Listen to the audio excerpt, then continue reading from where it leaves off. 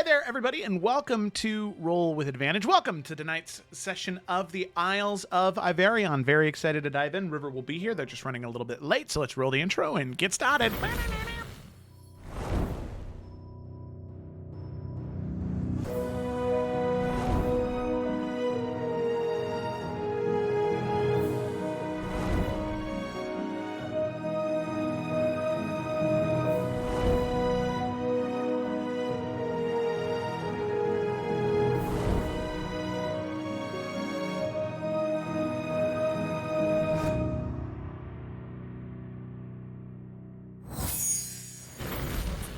All right, and we are back.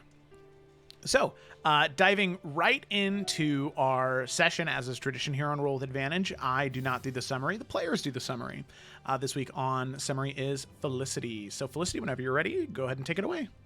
Yes. All right. So, last session, the last night that the party's in Raven Rock, Lila and Yuri practice some magic together, and they have a heart-to-heart about how they've been feeling about each other for the past while. The two are finally on the same page again, and all is well. The party takes their time the next day, the party takes their time traveling to the Green Lady Festival.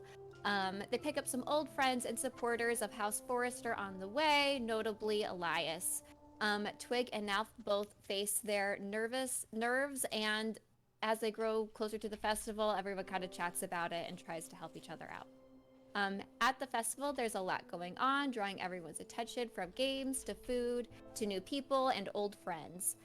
Eurydice meets a cute half-orc named Annalise. Lila learns that Zevran's brother is a knight also competing in the tournament, but Zevran and his brother kind of have a complicated history. And then once the first trial begins, all the knights are introduced, and once again, some of the party knows some of the knights there in the festival from Hearthcrest, but there are some newer names and even some knights from Macavia as well. The Green Knight, once finished announcing all the knights, begins the first trial, offering an opportunity to strike him in his temple. However, the strike will be returned by him once the festival is over. Nalf is the first one to enter and interprets this challenge as an opportunity to strike, but not a requirement, and rather chooses to offer his hand to help the Green Knight up. With this first challenge complete, the hint is provided for the next challenge, and the party quickly deciphers that Nalf will need to face some kind of dragon, but the true goal of the task was not fully known. Nalf draws a black marble, hinting that his dragon may be a black dragon. The party does their best to prepare Nalf for what may come and get some rest that night. The next day, Nalf wakes up to an empty tent besides his squires, but he hears that the challenge is starting. He rushes to be as on time as he can. Once the trial begins, he sees Twig, Yuri, and Lila captured in 3 different spots of the battlefield, and then hears a roar of an approaching dragon. All right, wonderful. That is exactly correct. So that is right where we are going to dive in. So, yeah, sit up. Let's do this shit. I had to sit up too. It was with that, Nalfian, we will go ahead and cut to you. So, as we come to you, you had just appeared in this swampy canyon, flanked on 3 different sides by these 3 different elevated types of terrain. One, this slow, winding path up a cliffside. The other one, sharp, jagged plateaus, where Eurydice is at. And then the third and final one, where Lila is at this flat slope that leads up to Lila, by far the most treacherous and difficult one to climb up. It seems as though upon initial entry into this arena, the dragon has not noticed you. And I will go ahead and activate this as it flies probably some 120 feet up in the air. So, with that, Nalfian, what are you doing, and how are you choosing to approach this situation? Okay, immediately he's going to summon Echo Nalf. Okay. And as quietly as possible, he's going to say, okay, here's the plan. We are going to take the invisibility potion first, and we're going to go after Twig first. Her path is a little bit more easy to access. Then Eurydice, then Lila. I'm going to go as far as I can get, and I'm going to have you trail behind me. Goal is to remain as unhidden as possible, or hidden as possible, unseen as possible. If the dragon catches wind,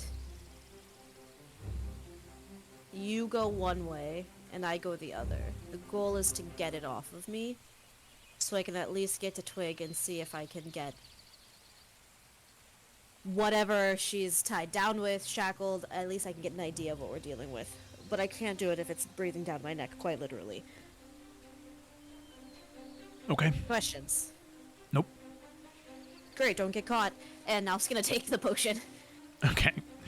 Alrighty. So you would, with that, you take the potion of invisibility. Boom. Invisible. Okay. Now question. Yeah. Echo Nalf isn't invisible, is he? No. He is ethereal, kind of see-through, but he is not invisible. Okay. So Nalf is going to begin. Now, I assume I have to do this like a normal person. I can't be like, I'm gonna climb this, because this is like... Exactly. Yeah. So what I'm going to do is the dragon is patrolling, moving around. Instead of going into initiative, I'm going to give you 60 feet of movement. The dragon will act, and we'll go from there. Okay. 20, 25, 30,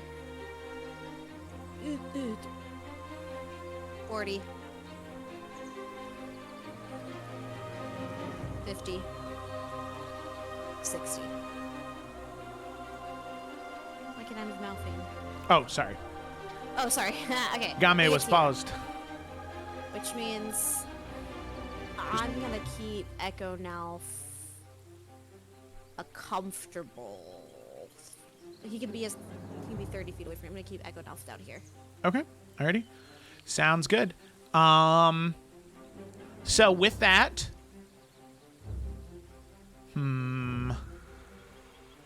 Felicity, roll a d4 for me. Okay. I hope a 1 was me. Okay. The dragon is going to fly this way. All right, that's fine. That's fine. That's fine. That's fine. Okay. You can see that it'll move. It'll move right there. You can see it perches on the rock, and you can see it just sort of looks up towards where Lila is, and then begins to scan out in this direction where it just flew over. But that is all the dragon is going to do. Now, Fian, another 60 feet of movement. Okay, let's go. Let's go. And I'd like to think like he's invisible, but he's like hugging the wall, right? Yeah. Okay, so 15. I gotta do a simple math for my brain. 30. Okay, that's 60 right there. Oop-a-doop. Oop. Right there, I said. And Okay. then... okay. Okie dokie. Gemma, go ahead and roll a d4 for me. Let's go, damsels. Well, Okay. With that, it is going to move up further to investigate Lila. enjoy.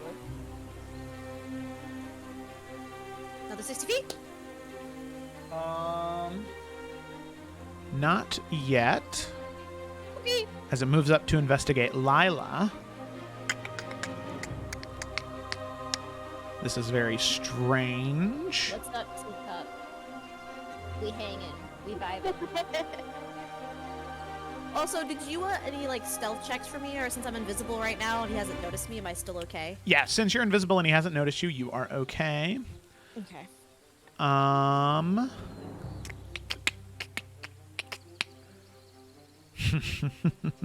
Is this gonna be another terrible thing that happens to Lila? Could you He imagine? gets licked. Yeah, that's what I was thinking. I'm getting slobbered. Get fucking licked or slobbered on.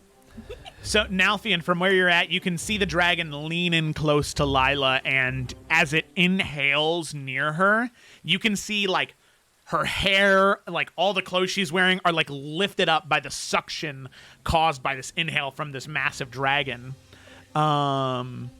And with that, it is going to make a perception check. You're gonna get now sent from smelling Lila? That's a little weird. Well, Lila now hanging out too much. Lila is on the record canonically to wear perfume, and Lila has shit. been around Nalfian for Oh shit! how Lila, long? No, why you gotta smell good, girl? That's 'Kay. fucked. Secretly setting him up this whole time. The betrayal. But Nalfian kinda funny, probably though. has his own cologne, right? Oh, Like, absolutely he, he probably has his does. own unique smell. He's got Okay. a whole skincare routine to go along with it. Okie dokie. It's like a hound dog. It's gonna get my scent. Old Red. Okay. All right. So Nalfian, now it is your turn, and at the end of your turn this time, I'll need you to make a stealth check. Kayla? Her headset died. Oh no. That's great time. It's in character, if nothing else. Okay, hello, I'm here. Hello! Okay, at the end of my turn, make a stealth check is what you said. Yep, uh-huh. Okay, let's see here. 5.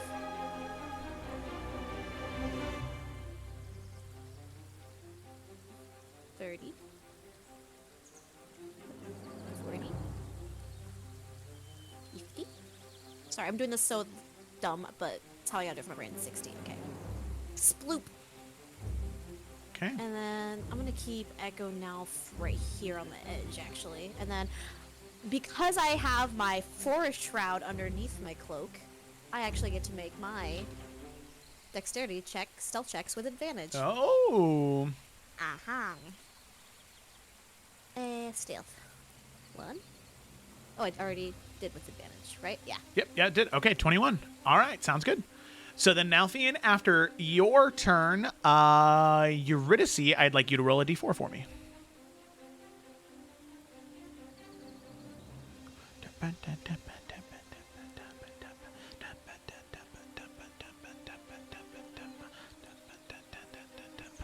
Rivar? Rivar? 4? Yeah. Okay. With that, it is going to fly back towards the center,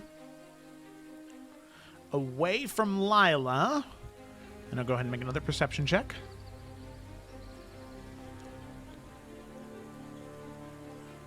Okay.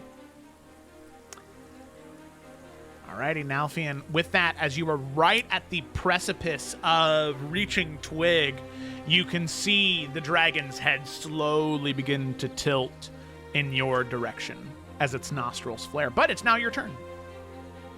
Okay. I have more than enough to get to her. Boop boop.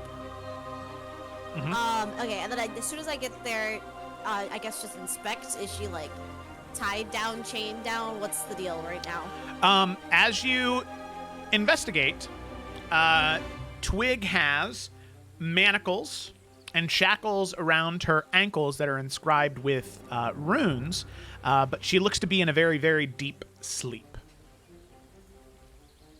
There's not a keyhole on these shackles. No, there's not.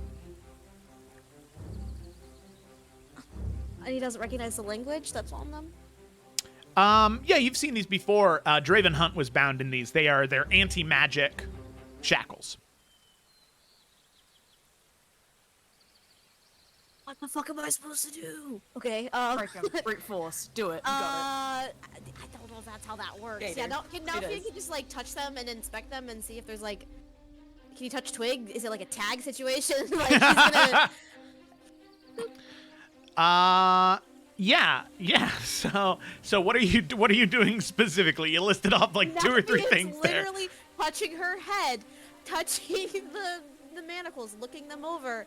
If there's not a keyhole, is there like are they breakable? Like, Okay, what is she chained to the ground? Are they just on her? go ahead and make a well, as you go to touch her, right? You pat onto her. As soon as you grab onto her shoulders or her head, you can see that right underneath where the dragon is now, there is this flash of green light and this portal that opens. Oh shit, okay. Now it's gonna pick Twig up. Okay. Pick Twig up. Twig, go ahead and make a Constitution saving throw. Oh, guys.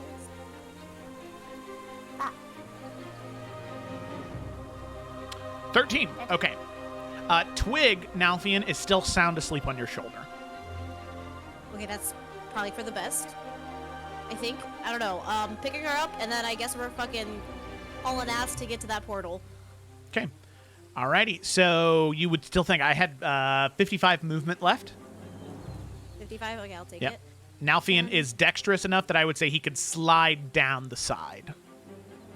Like this? I mean, 50 feet, but yeah, Oh, sorry, like that. Sorry. Let me start counting over again. I apologize. 5. You said 55? Yep. 35, 40, 45, 50. So right here. Oh, why can't I move them? There you go. Okay. Okay. Twig moves with you. I'm gonna have Echo slide down before us if he can. Like, as soon as I grab Twig, I'm gonna have him start going. Okie dokie. Alrighty. Where did the portal open up at? Right here. Oh, okay. Okay. As soon as you begin to move away from that spot, you can see the manacles around her wrists and shackles around her ankles. You can see they begin to dissolve and break away, and the shackles are no longer on her as you begin to move her from that spot. Ooh, okay. Cool. However, Nalfian, as we end your turn, Not cool. the dragon, it's going to sniff one more time. It's going to use its one of its legendary actions. It's going to take a sniff to see if it can identify the difference between you and your echo. Adult black dragons are not the smartest. Okay. Your stealth check was a 21 before. Okay. It cannot tell the difference, so it is going to land on this ledge here, and actually, can I have it drop the cone itself? It's going to use its acid breath. I'm so sorry, Echo. Now you're not gonna even feel it. It's all right. It's over for him. Wait, is a black dragon? Is it really a line? 60-foot line. Oh yeah, I thought it was a cone. I guess not. I was wrong. Okie dokie. So it's just going to be a line since it came over there. It is going to hit Echo now. And then consume research, consume recharge, place master template, usability, damage. Template has not been played. Oh my god, dude. Ridiculous. Okay. Boom. Damage. I mean, it's a save or suck or situation anyway, or like half. Anyway, so yeah, no it's matter half what, anyway. He's gone. So yeah, he's gone. If he succeeded, he would have taken 34 points of damage. If failed, 68. Oh my fucking god. So with Good that, thing he used it already, right? disappears. He's gone. The acid with that disappears as it settles into the earth. You can see that as he melts it away, he notices that Twig's form is still moving. With that Nalfian, you fear as though the jig may be up. But it is your turn. Okay, do I have enough to get to the portal? You do, Twig? yeah. Mhm. All right. Cool. Fuck. All right. He's gonna slide the rest of the way down Uh-huh. and lay Twig in this portal? Question mark. Yeah. So as Okay. soon as you make contact with the portal, you can see that Twig immediately begins to dissolve and disappears. However, as soon as that happens, Twig, from this moment on, whenever it's Nalfian's turn, if there's something you can use on your character sheet to help, whether it be hitting the dragon with an arrow, enhancing Nalfian in some way, restricting the movement of the dragon, you can use that. However, this is just one ability that you have. Not a full round or turn, just one thing, okay? Wait, so like could still make attacks and cast spells? Yes, just like you get an Is it- attack action or a spell or a bonus action feature. Is it still like coming from me from the portal? It is just coming from you. Don't worry about range or anything like that. You are just affecting the dragon in some way. A point of origin, I suppose, would be Nalfian. If there's a specific range, it's from Nalfian. Okay, with that, Twig disappears. Okay, is it still my turn? Yes, and at this point, I would say if you would like, you do have your actions, and if you'd like to make any attacks. Okay. Nalfian is going to take his potion of acid resistance after watching what happened to Echo Nalf. He's gonna just pop that Good open call. with his mouth and just chug it down. Okay, fuck. He's right where I need to go, actually. Nalf just kind of looks up at the cliff that Lila's at. You got 50 feet of movement left. Yep, okay. Okay. Nalfian is going to... What is that? Bonus action. How much movement you said? 50. You move 10. Okay, and how much is it to climb? So to go up the entire cliffside, you would be scaling 45 feet vertically. So we'll go ahead and say that would cost 80 feet of movement. So we'll say Lila is 80 feet up from the base here. We'll say Eurydice is 50. Has he seen me now? Well, he's 40 feet up and 15 feet away from you. So yeah, at this point, it looks as though he has a pretty good idea of where you're at. It doesn't seem that he has a specific point, but he's looking in your general direction. Okay, Nalf's gonna try to run this way up the mountain. Can I get here? Yeah. Anything else you do will cost double movement to get up towards Lila, though. Okay, well, I'm gonna do that. And then, as my bonus action, I'm gonna bring Echo Nalf back out. Okay. Where at? I know he probably knows the difference now, but that's okay.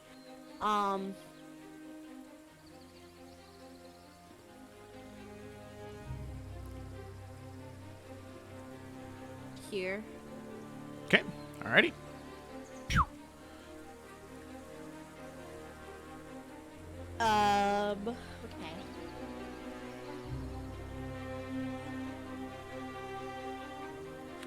How far away? How high is she? Lila is 80 feet of movement. Oh, Jesus Christ. Okay. So pretty much from wherever you're at, it's Yeah, yeah. double Okay, movement. Yeah. Nalf's gonna move there and then try to tuck himself up against the back of this wall as Okay. an action, I guess, to hide.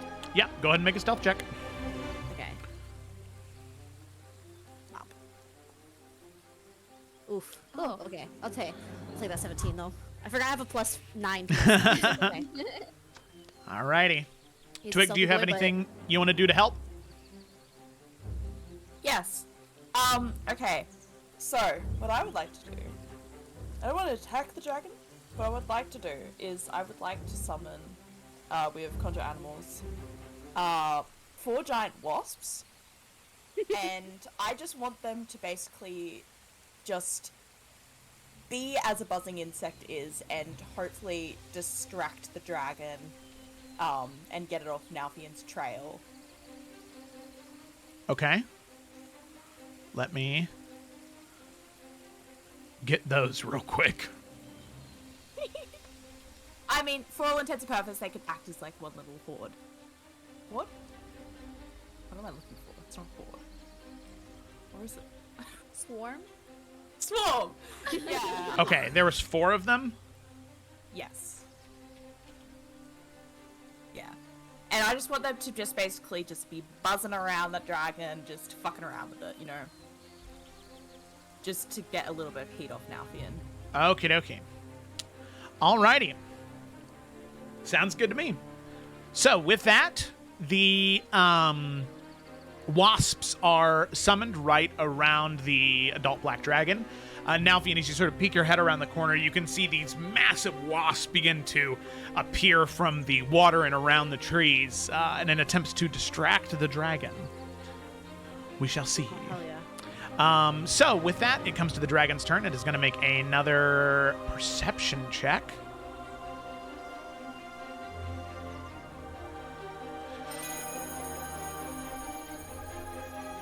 That is going to be a natural 20, Nalfian. Oh my god. Oh my god. You can see the nostrils, like, they sniff a few times, just... And then, once again, the head quickly whips in your direction. And you can see the first time the dragon had kind of been meandering, moving cautiously and quietly. At this point, you can see it, like, shoot up and then dive down towards where you're at. Gemma, you will get 4 attack of opportunities, though, with the stingers. Okay. Instantly forgot where I put the thing. Okay. You need to make 4 Constitution saving throws. Actually, let me just... No, that's worse. Oh, wait. Yeah, okay, so all those dice are bad dice. Oh! That one, though. That one was. No, I'm not even seeing these. I know they didn't. Yeah, nor come am up, but I. heard the Oh, little where I am. cheer. Yeah, they're private for some reason. Oh. Bro, what? Okay, well, the first was a nat 1 with 5, a 9, a 15, and then a natural 20 for a 24. So I imagine only that last one hits. Yes. And I the DC for the thing is 11? Yes. So all of the saving throws will pass as well. Okay. Do you want to roll my damage? All right, roll the damage. I clicked again. Doesn't do it. Cool, that's nice. Oh, there you go. 3 damage. 3. Why is that one not private? Okay. No, that one's still private. Now barely Oh, it injured. is. It is it? I think it's because I have monsters set to always be Yeah, private okay. rolls. Yeah. Okay. All right. 3 points of damage. The dragon is barely injured now.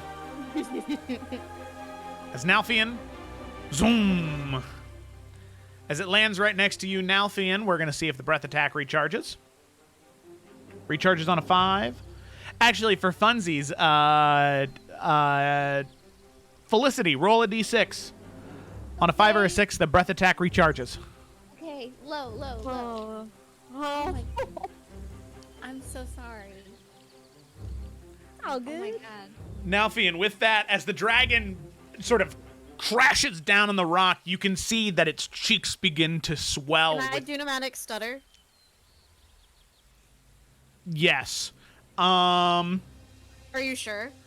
Well, I forget what the specifics were with the Hold on, new let me feature we pull it came up with. That's old. We've always had that. This is all it says. But I guess it's not an attack roll. He just does it, right? Yeah, So I I'll guess say this you wouldn't can really use it to work. give yourself advantage on the saving throw. Okay. I'll That take makes sense. that. Okay, all right. So with that, I do need you to... Why did that not?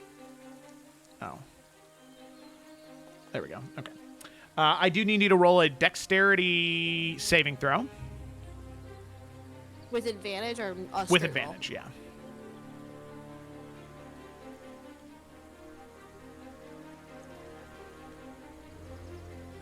I think I still fail.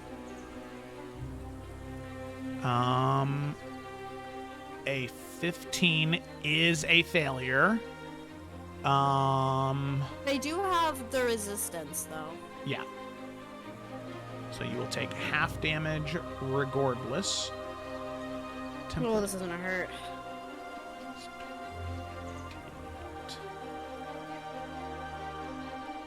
Nope, not that many. There you go, that many.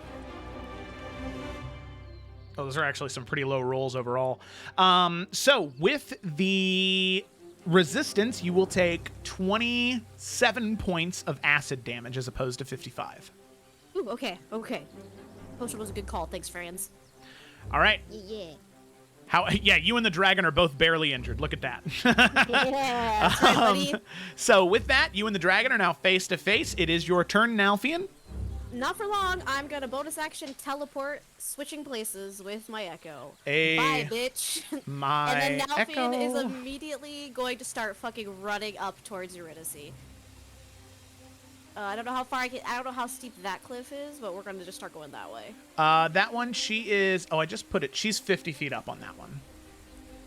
So, how far would I be able to go? So, I mean, can you make it up there? Yeah, she's 50 feet away. So yeah, oh, okay, you can. Okay, yeah. I just want to make sure like there wasn't any climbing that was gonna. Yeah, impede you're naturally acrobatic enough that you can sort of traverse yourself up the that. Oh, shit, cliffside. let's do it then. Yeah. Okay, so you get to Eurydice. As you end up grabbing Eurydice the same way that you did Twig, you pick her up.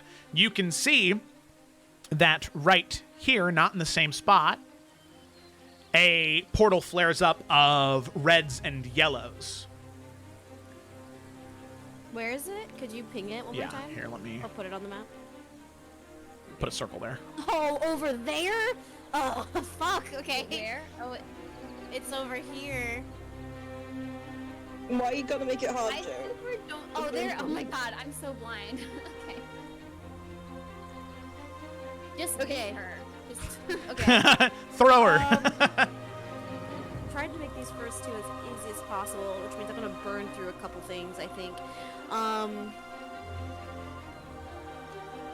Okay, so I teleported.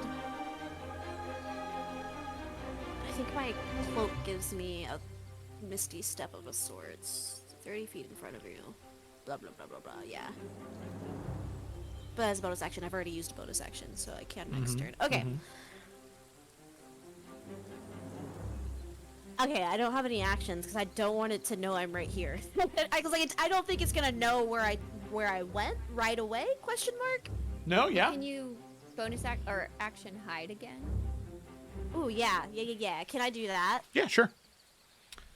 Go ahead and roll a I new guess- stealth check. Yeah, because there's like a little bush right here. La bouche. Hide in the bush. Just hide behind Eurydice. Just leave her as is. Just 25, okay. Fine. It's pretty good.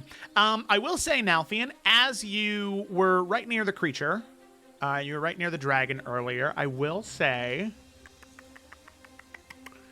Where is it? On a scale right around the neck of the creature, right behind the head, you could see one of those scales was glowing faintly with some type of script written on it. You're not exactly sure what it was. You didn't get too good of a look on it. Ooh, okay. But you did see that. Okay. Thank you. Mhm. This is spicy. We gotta get to that. Okay. All right. So with that, it is now the Black Dragon's turn. Oh, wait a second. Twig.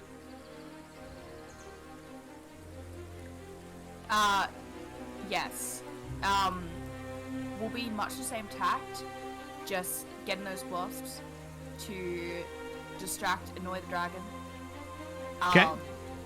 But because I believe commanding them does not take any action from me from now on, I would also like to then just pump a little cure wounds into Nalfian. Nice. So Just to make sure he keeps on going. Bah, Ooh, I'll take. Thank 17. you. Nice. You're welcome. Thank you. 17. Oh, nice. That was really good.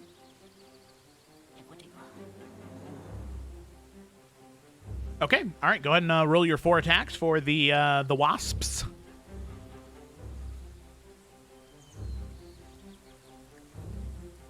Keep forgetting fucking which thing that I actually have them open on.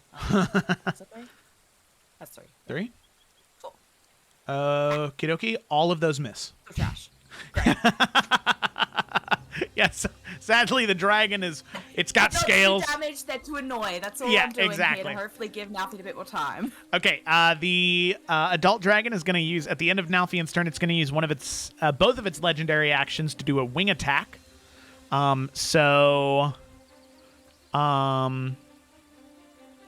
I need every creature around him, including Echo Nalf, to make a dexterity saving throw. This is save or suck, so if he succeeds, he will stay. But I need all of the wasps to make it as well. Okay, he just succeeds, so 19 is the saving throw. Okay. Those aren't the worst. At least the last two. Okay, the last one succeeds. How many hit points do these guys?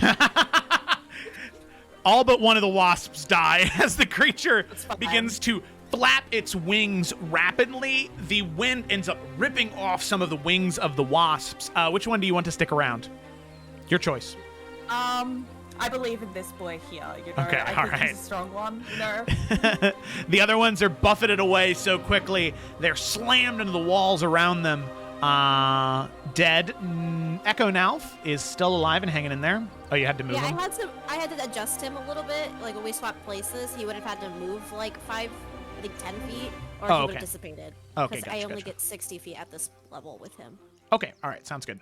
However, when the dragon uses the wing attack, it can move up to half its movement speed. So what it's going to do is it is going to move 40 feet here. What? Now, Echo Nalf and the Wasp get an attack of opportunity. Oh, you whore. Okay. Wait a second, Nalfian, don't you have Sentinel? I sure do. Does Echo Nalf get Sentinel then? Yeah, I think so, right? I don't know. You tell me here. So, I don't know how it well, works. I mean, that's what I'm assuming. I mean, if you're telling me you got Sentinel, you get Sentinel. Okay, let me check Sentinel real quick, because does Sentinel reduce his movement speed to 0? It sure does. Oh, okay. So 26 does hit. So we'll say that was against the wasps. I mean, because I do, I can choose whether to make an attack with my Echo or myself. So, I don't know. Yeah. That's your call. If you think I can, I'll do it. Yeah, no, that makes sense to me. So when he attacked the other creatures, we'll count that as an attack against one of Nalfian's allies. Nalfian Sentinel, 9 points of piercing damage. Well, yeah, because Echo Nalf wouldn't get Dawn's Wrath, Correct, right? yeah. Okay, yeah. And then the actual attack. Or the bonus action? No, does Sentinel outweigh opportunity attack? Yeah, correct, because they're both reactions. So then the wasp actually wouldn't get an attack of opportunity because the dragon's movement speed is 0. Okay. All right. Well, now it's the dragon's turn. Okay, bye. So now the dragon's just more annoyed. Instead of going over there, it is going to it's going to attack Echo now, since it's the one that stopped it. It is going to, what's the multi-attack? It's going to make 3 attacks. 1 bite, 2 claws. Let's see. Bop, bop. One of them's bound to hit.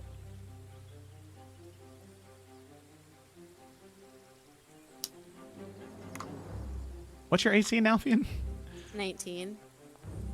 Okay, all right. The third one hits with a 30. Yeah, I was gonna say. The first one was a 14, a 17, and then a 30. Ooh, all right. Now Echo Nalf's gone. Yeah. Echo Nalf takes, oh my god, that's doo-doo damage on the claw. Echo Nalf takes 9 points of damage, which will poof. He's back. Okay, there we go. Poof. All right, that's the end of the dragon's turn. Nalfian, it's you. Okay. We are going to, with Eurydice, kind of slung. He's fireman carrying Eurydice, by the way. She's over his back shoulders right now. He's going to climb down here. Bloop, bloop, bloop, bloop, bloop. And then he can see right here, right? Yep. Okay, he's going to, that was 25 feet, he climbed down. Then I'm going to bonus action, use the thing on my cloak. Pull it up in here, it's easier to see.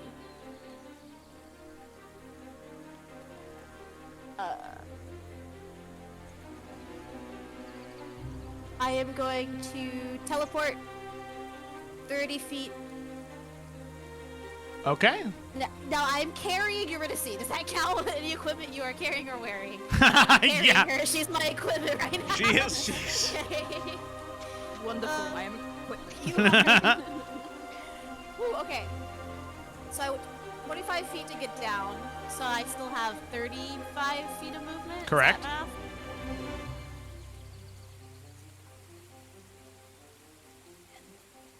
Ah, yeah. Easy. Let's go. Oh, shit. Throw her off the cliff. Get this bitch out of here. Sorry. Put her in there. Put her in the basketball. Not like All a right. basketball. Just gently. Gently. You go ahead and you shoot the hoop. And yeah, with that, Eurydice, as she goes into the portal, you can see that she is enveloped by it and will that feature anymore now that I've used it. disappear. Same thing that I said for Twig. Eurydice, from this point on, you can use one feature, one action, one bonus action, whatever, just one thing on Nalthian's turn to help Nalthian in whatever way you would like. Okie dokie. So with that, we'll go ahead and poof, disappear Eurydice. Whoa, it's those two. Now, am I still invisible right now? Not that it really matters because he has my scent, but... Yeah, you have not attacked yet or cast a spell. Okay. Okay, all right. Anything else? Nope, I used my bonus action, so that's it. Okay, all right. Twig, do you have anything you want to do? I think it's gonna be much the same. Because I mean, is Nalf still injured or is he good? I'm down 10 HP total, so I'm okay. I'm fine. Okay. I mean, still may as well pump into first because we don't know when you're gonna get Lila, and I feel like Twig's the next best healer then. That's true. I mean, I'll take it. I'll take it. Yeah. I didn't know if like, you had anything. I just didn't know if you had anything else, so I didn't want you to feel like you had to do that. But I No, you're good. So that's 6. 6 up. And then this one surviving wasp who I'm banking my whole life on, is just gonna be buzzing around still. Probably not hitting. 18 sadly does not hit. That's fine. Oh, I still God. believe in it. It's doing its job. He is quite annoying. All right. Then, Eurydice, do you have anything you want to do as you've been teleported away? Yes. Very, very simply, I'm casting Fly on Nalthian. Oh, Queen. Yes. All righty. Yes. Hell yeah. Yes. With that, hopefully this Go fam. module will work now. Please? Thank you. No. Damn. All I right. don't Well, have permission to fly. No fly zone. have you not talked to the FAA yet? That's not something you've done? That's sad. Okay. Nah, Flying. Drow, they wouldn't let me. Racist. Wow. LOL. Anyway, No, you're gonna see. It wasn't towards you. fucked up, man. I mean, it's always racist. I love you. Okay, I'm ready. Sorry. No, you're good. All right. So, with that, as your fly is cast on you, we then move to the dragon's turn. The dragon is going to use one of its attacks to claw at the mosquito that is near it. That's a wasp. Fuck. It's a 19 to hit, Yeah, probably. and that is 13 points of damage. It's really funny. It only has 13 HP. So Splat. As just claws into it. It will then actually make its way back up to Lila, Smart. It's not dumb, is it? love sniffing her. and it is going to So good. It's like a candle.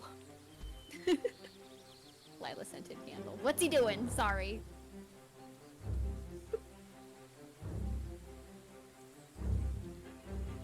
Take You, his literally- light out you of are her. the princess in the tower, Lila. My little pointy cone hat. The black dragon, let's see, how many move 40 feet. It is going to pick up Lila, and it is going to fly 40 more feet up in the air. You whore! My God. So, Lila, you are currently grappled. Oh, there I go.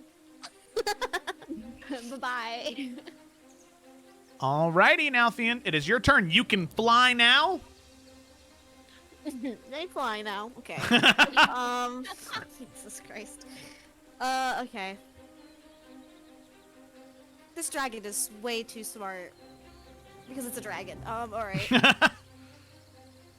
What's my fly speed? Is it the same as my movement? I think so. With fly. Well then, we're just I gonna... thought it was 6 feet. Yeah. 60 feet? Alright. I don't remember. Well, I can get here. Oh. Sorry, I'm just looking at my character sheet. Fly is 30. 60 rather. Sorry. Thank you, thank you.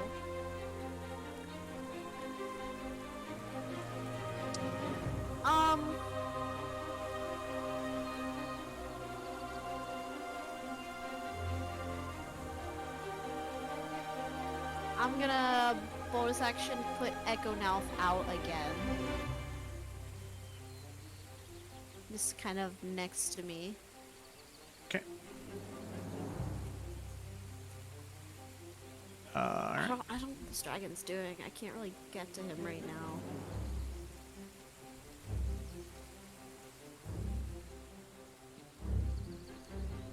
Oh, I already moved. I can't move Echo Nalf. Ah, fuck. Okay, never mind. I was gonna do something, but that's it, I guess, for right now. Okay, all right. Twig, you ready to see?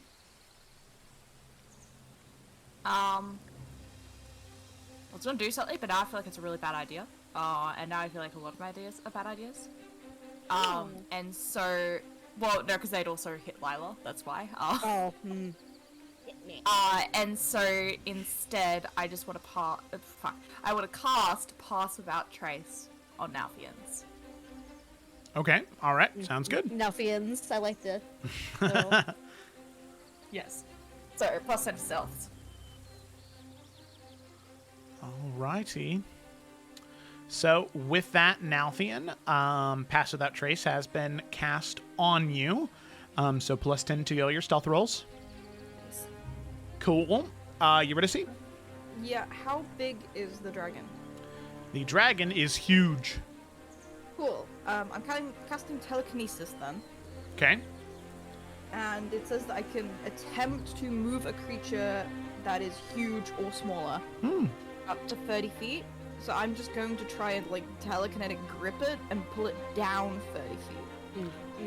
Okay. Strength saving throw. Yes, against my spellcasting, basically. Okay, which is doesn't matter. That's a 9. All right. Okay. So it is brought down. Held in that grip. Oh, it's held. Oh, wow. Yeah, include it above, not beyond, until the end of your next turn. The creature is restrained in your telekinetic grip. Oh, And wow. suspended in midair if it's in midair. Okay, so it is, 50 feet midair. Okie dokie. Nalthian, go ahead and make a stealth check with advantage. 10 plus 10. Plus 10. And plus Sure 10, does. yeah. 33, okay. Woo, alright. Sniff me out now, bitch. All right, then it is the I was dragon's turn. Wrong. He's going to try with a perception check.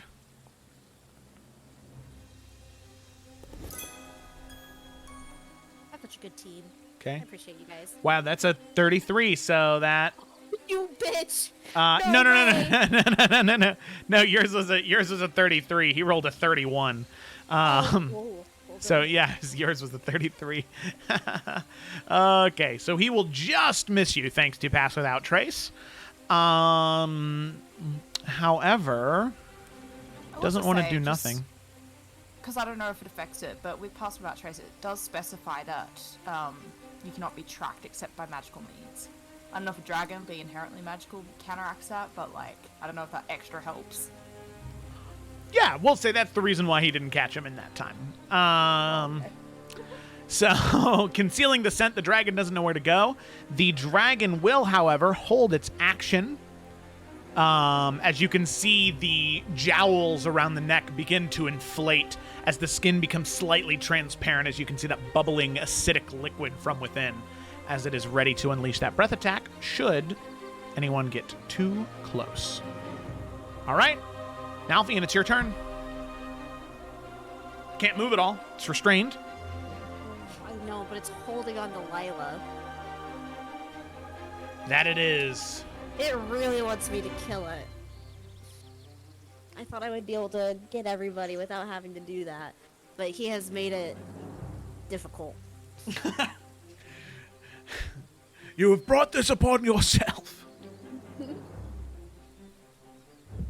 because I Nalfian love him, but he's not prying Lila out of its claws at this point.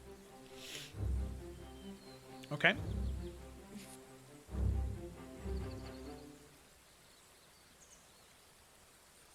Sorry, I'm thinking. I know I don't have time to think.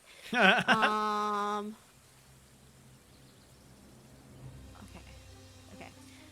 Okay. Let's move Nalfian. We're up real high, boy.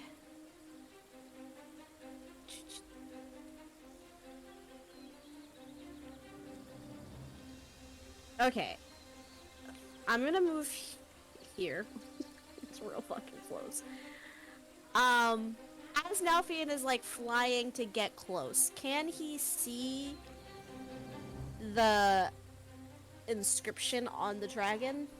Or would it take like okay. I can't read it, can I? So as you move closer to it, let me. Oh, where's it at? Where's it at? There it is.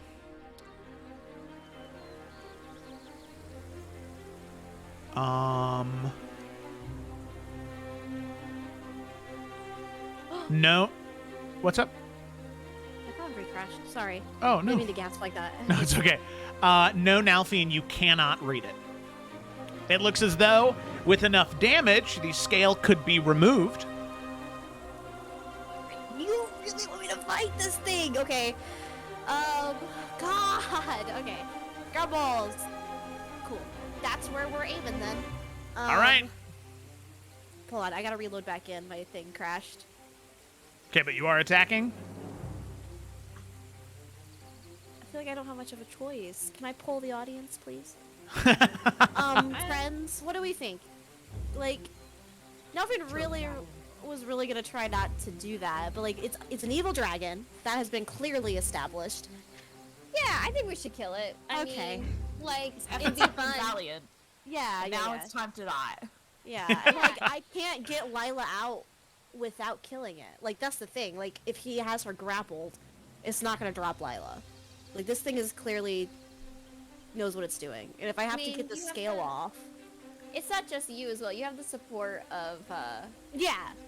the other two, so I think you should do it. I just want to make sure that, like, there's not, like, a weird green lady trick here that I'm not supposed to do and that I've missed it, and you guys are smarter than me, so I just want to make sure. If the team thinks that's right, let's do it. Nah, it's an evil dragon. Just kill it. It'd be Yeah, fun. and you Okay. need the scale, I think, because that's always going to be You're part of right. the clue. You kind of And need that. You guys would probably be able to read it. Well, you know, Nalfian, not as much as you guys. Okay. So here's what we're gonna do. Okay. Nalfian is conveniently set up to flank. Yes? Yep. Okay. He's gonna take one deep fucking breath and just unsheath his sword and his dagger and just look to Echo Nalf. I guess we're doing this. And then we're gonna go ahead and we're gonna do a lot. Hopefully. Fingers crossed. So we're gonna do our first 3 attacks. Uh-huh. So 1. Hit. Okay, I'll roll damage after I do all the hits. Okay. Hopefully. Miss. But +6 to that. Hold on. Actually, if I even got a 6, would that be enough to hit it? If you rolled... Well, I didn't. It's okay. Okay, so we got 1 hit so far. Yep. The 3rd attack. Great. You need to roll a 5 or a 6 with the flanking to hit. Boo, close. Great, that's wonderful. We love my rolls today. I'm gonna go ahead and action surge, Okay. which gives me 3 more. Yep, 3 more. Yeah, yeah. Alright, come on, Kayla. Oh my god, why can't the dice just like me? It's a hit. Don't forget about the d6 on the arc or on the 14, first one. Yeah. Nope. It's a miss. Here's where my dice are gonna start catching up with me. Hit. Okay, so that's 3. And then I'm also going to unleash Incarnation Okay. from the Echo's position. Yep. Definitely a hit. Yeah. Okay, so that's 4. It's 4, and then bonus action, right? Bonus action, yeah. Yep. Oh, nice. Thanks. Oh, thank Christ. Okay, so we got 5 hits. I was counting on my fingers. One is a natty. Natty One is a 20. natural 20. For some reason, when I click roll damages in chat, it doesn't do it, so I'm gonna have to do everything the old-fashioned way, so hold on. So, Oh, that's weird. yeah, it's not just you. It's not working in there. Alright, so 5 hits. Here's the first one, plus Dawn's Wrath. Okay, 21. Okay, here's the second one. Here's the 10. third one. Here's the fourth one. And then here's the 5th one that has, it was his dagger that has the Natural crit 20. damage on it. So that's going to be an extra 10 points of damage for 21 more points of damage. Alright, you got that total? Let me count that up for you. Nope, I was subtracting it as we went. Okay, well, I want to know how much damage I did. Hold on, plus plus 10, plus 11, plus 9. Well, it's not as much as I was hoping. How much did my crit do? 21. But also, Okay, so 73 points of damage. That could have been better, but that's 8. that's still good though. Yeah, but that's how much he does with just one breath attack. Okay. Alright. Alrighty. There we go. Cool. Lot of damage there. However, Nalthian, as I had said before, now that you've revealed yourself, he was holding his breath attack. So I need you to make a dexterity saving throw. Okay. Woohoo! That is a success. Yes.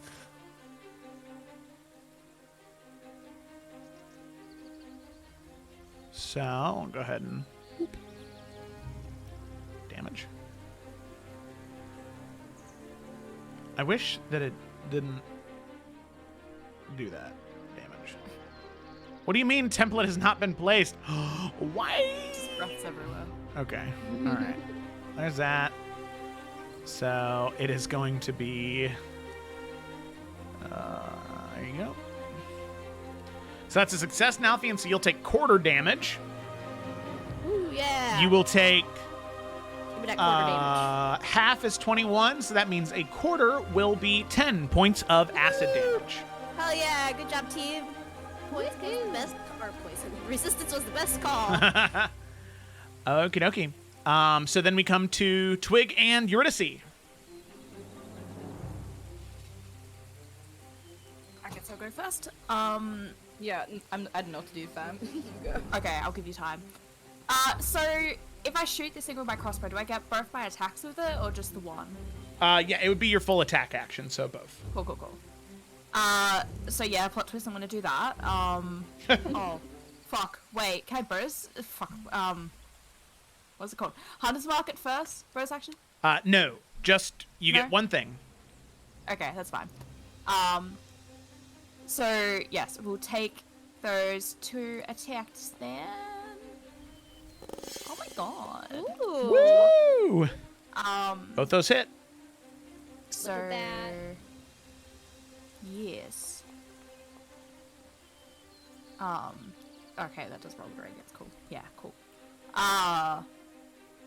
and then extra. it'd be plus an extra 14 from the So crit. 29 Hell yeah. minus 29 minus 16. Wow.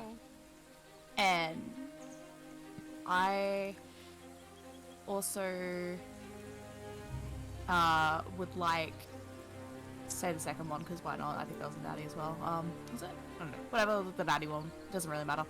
I wanted one of them to be a grasping arrow. Okay. And so the first thing is just poison damage, which I imagine it probably is immune to. Correct, yeah. It's just resistant. Yeah, okay, so I won't bother with that. But it will have its... Does it have a con save for this? I'm guessing not. It will take 2d6 every time it moves at least a foot without teleporting, and it also has its speed reduced by 10 feet. Okay. So yeah. Alrighty. Go. Add that to it. Okay. Right now it is restrained, though, from the telekinesis, but that will end at the end of this turn, so I'll keep that in mind. Alrighty. Then Eurydice. So, team, what I could do is switch my telekinesis and try to pull Lila free. That's That an might option. that might not be a bad idea. Because I won't drop her, but it'll For mean that sure. she's not in. Actually, It's- that might be a good idea because at any point it could choose to drop her, and we're in the air right now. Yeah. Like, I feel like it's kind of bound to. It's not hurting us, but I'm still not. And if you kill it, It's well, gonna drop. Yeah. Yeah. Yeah. So what Yuri's gonna do is take her telekinesis and switch it to be on Lila, and then I guess have a tug of war with the dragon to try to yak Lila. Okie dokie. Sure. So, I guess we'll just say that it's your DC again against its strength check. Well, Which- I think it's supposed to be. I think I roll it if I'm going against it to like grab something. Okay. Let me. Because I'm physically pulling as well. Okay, let me check. Yeah, I think that. Telekinesis. See what it specifically says. Creature, you can try and move you make an ability check with your spellcasting. Can this another you win the creature move it to the field. Okay, alright, cool. So then go ahead and make that charisma check versus its strength. Charisma against. I'm sure that's fine. Ability check.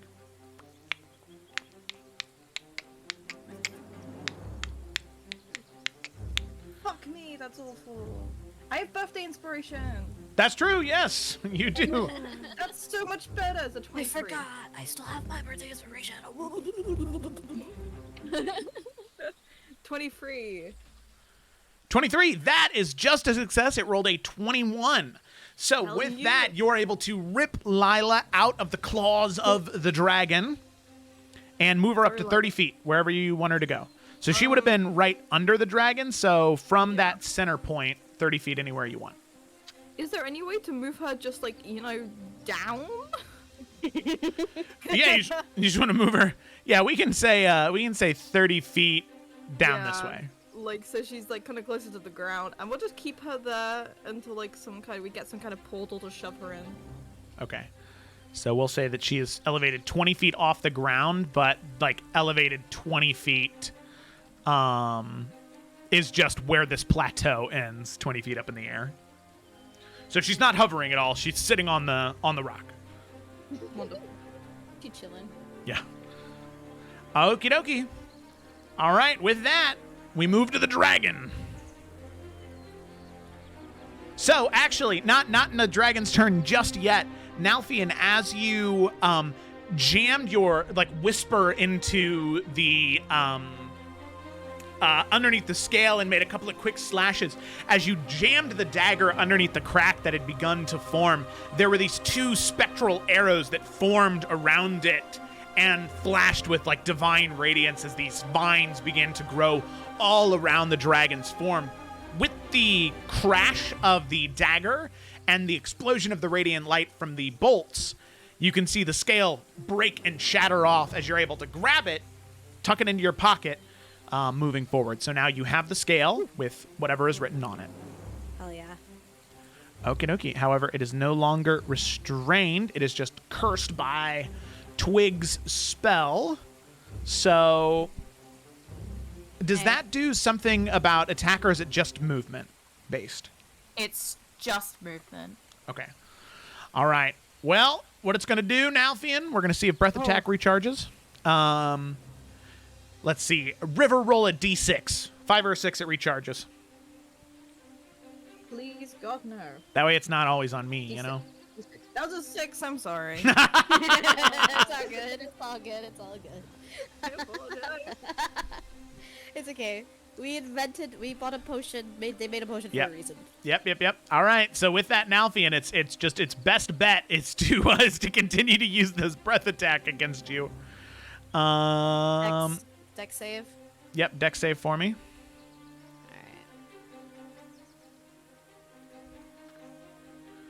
Ooh, that is going to be a Pass. failure. I'm going to use Indomitable. Oh, there we go. Indomitable. All right. Reroll that saving throw. Oh.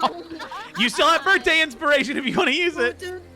Oh, shit, no. How many hit points you're at? You're at 133 hit points. fine. What are you worried about?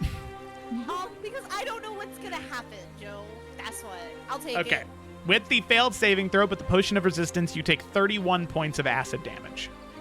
You are still above 100 hit points. I want it to be very clear. It'd be different if you didn't have that potion. If you didn't have the potion, we'd be having a different conversation. No, But trust me. No. Nalfian's gonna hug the fuck out of everybody when he gets back. Like, he could not have done this without everybody. Okay, this is not just about... This is a team fucking effort right now. And that was the best call. I took it. okay. Alrighty.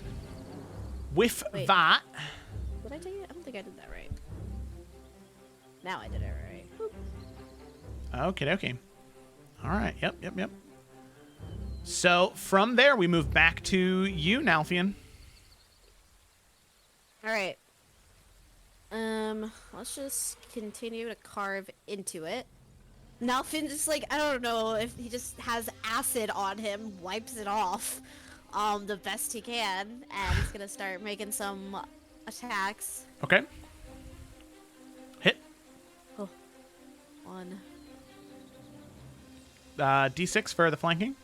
Yep. Hit. Yay! Oh, yes. Hit. Alright.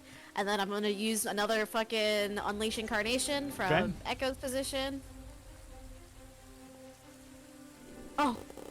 Oh, hell yeah. And then I'm gonna fucking bonus action dagger. Oh yes, see, this is the round. This. Oh yes. Oh, okay. So that was. How many times did I hit? Fuck, I can't remember. 1. I think you hit it every I think or 7. Okay, 5. 5. Sorry. Oh, 5. All right, here's first attack. I'll throw some Dawn's Wrath on that bitch. Okay. 13. Second attack. 9. 13. Third attack. 12, and then the natural 20. So Here's it'll the be fourth one. plus 8. 18. 18. The last one was his dagger. 9 points of damage now, Go, Fian, baby. as you It is stab Wonder these Mode. rapid flurry of blows, probably close to another 80 points of damage as you jam the dagger into the dragon. How do you want to do this? Oh, thank fucking Christ. Yeah, so now Fian, again, this is very much a team effort, like working together with Echo. Now, I think the first thing that happens is they kind of coordinate attacks, right? So Nalfian takes out one leg, Echo now takes out the other. and kind of like his front legs, forcing the creature to kind of fall down with its like face to the ground.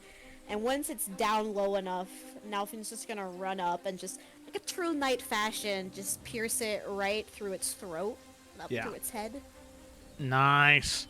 So with that, as you do that, you can see the creature begins to drop from the sky, the thorns and threads all around it just wearing into the skin and breaking away some of the scales as it begins to tumble down the cliffside. However, you can see that as it's tumbling down the cliffside, it is tumbling down towards Lila as in this moment, considering that you have the fly ability from Eurydice, you're able to swoop down, pick her up, and as soon as you do, you can see that a portal opens up right here. Well, that's where we're going. Where's the portal? I can never find these fucking portals. Oh, the purple thing? Yep, purple thing right there. Right? Yeah. Yeah. Yeah. Alrighty, but with that, easy enough, Nalfian. There is no longer any threat. As you move Lila to the portal, she disappears into it, and Nalfian, right where you spawned, you can see that there is a portal of wisping silver fog and black mist waiting for you to enter. Can Nalfian, okay, before he goes inside, can you take one last look around to make sure there's no other clues or anything else that he's missing? Make a perception check. 'Cause, like, obviously the scale was one thing, but there was a lot going on. Yep. Okay, with the 13, you scan around. The only thing you can hear is it sounds like there's another dragon roar. Okay. Oh, Then let's time to go, go. through the thing.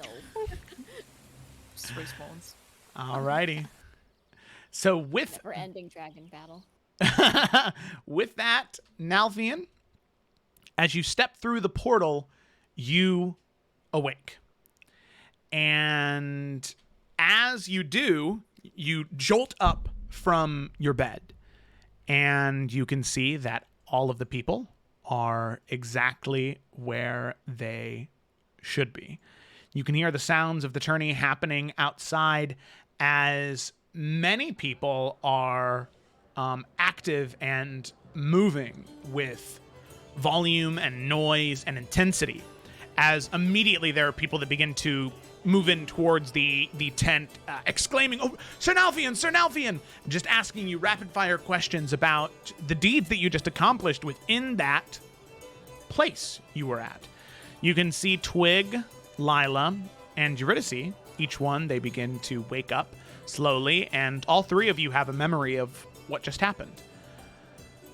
Nalfian, however, you do feel these aches and pains all over your neck and stomach. The acid burns feel so real, but there's no trace of any physical harm on you from the event. Nalfian is just gonna get up and just give a big ass fucking hug to everybody. So, as you sweep everybody up into a group hug, Yes. you have emerged out of the second challenge successfully. Woo! And with that, we're going to go ahead and take a break right there. Okay? Oh, thank God, I gotta pee. All right. Really So great. thanks so much for watching, everybody. We will be back in just a little bit.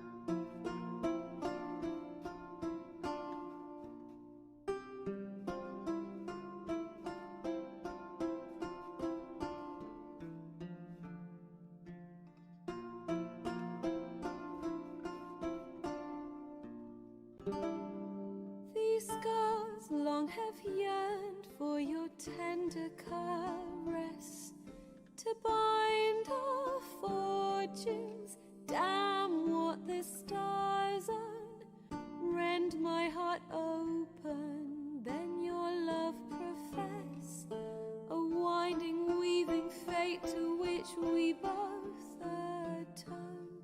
You flee, my dream come the morning, your scent, berries tart, lilac sweet, to dream of raven locks and twisted stormy, of violet eyes glistening as you weep. The wolf I will follow into the storm, to find your heart, its passion displaced by our ever-growing, hardening into stone. Amidst the cold, to hold you in a heated embrace.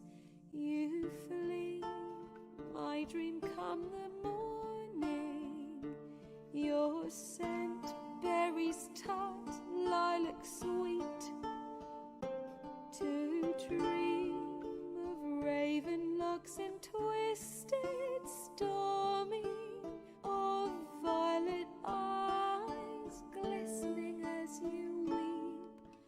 I know not if fate would have us live as one, or if by love's blind chance we've been bound.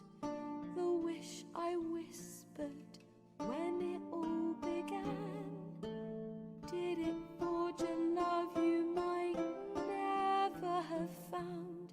You flee, my dream come the morning, your scent, berries tart,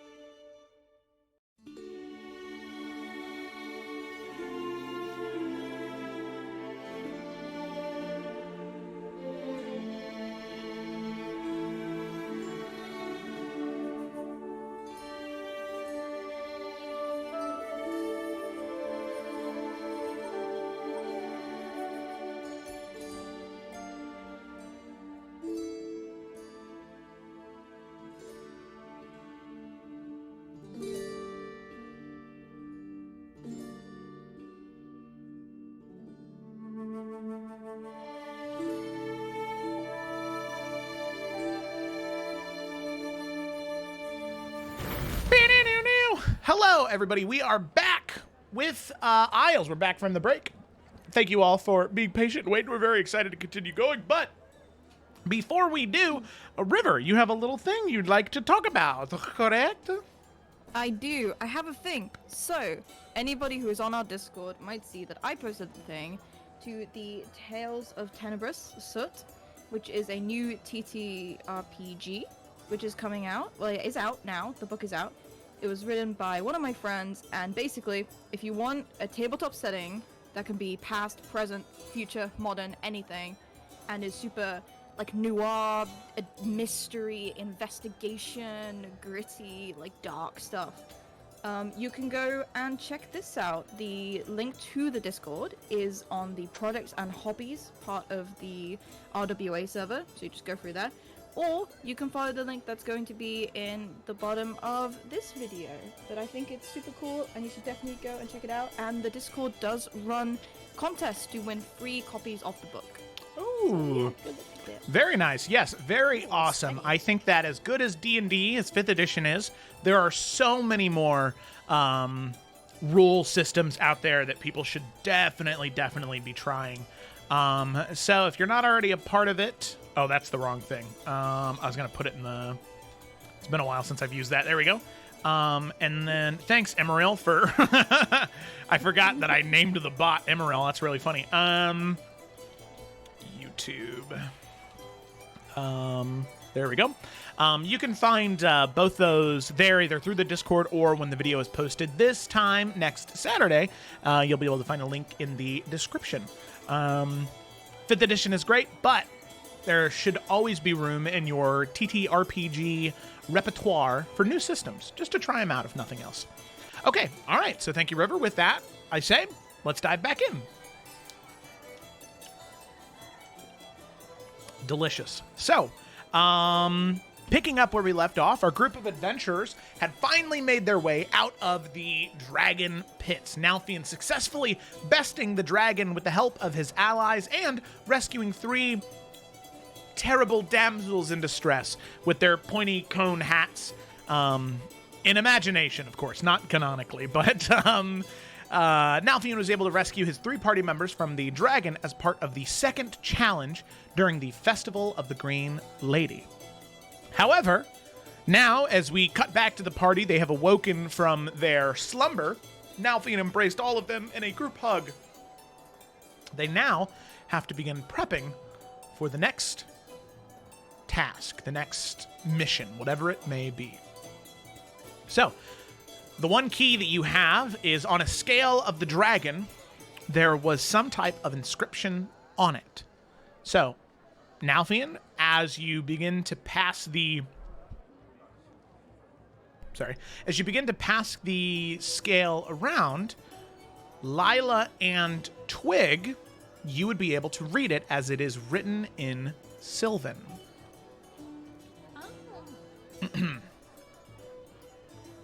Sorry. That should be a hint on its own. I mean, Green Lady, you know. Yeah. Oh, that's true. Sorry, Joe's Kind of makes sense. choking. Yeah, that's so why Yeah, we're I'm right not now. really Pay sure what's attention to happening. it. I gave you water. You good, bud? Yeah, I have like a... It was just the water hit too hard, you know. You know that feeling you get when you eat popcorn, you have like a piece of the kernel like stuck in your teeth? Yes. I feel like I have like a piece of pepper like stuck on my throat right now. Oh, delicious.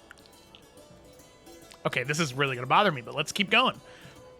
So, as you read the symbol, there are 2 sides to the scale. On the back end of the scale, there is nothing written upon first glance, but on the front, it is the Sylvan symbol for chivalry.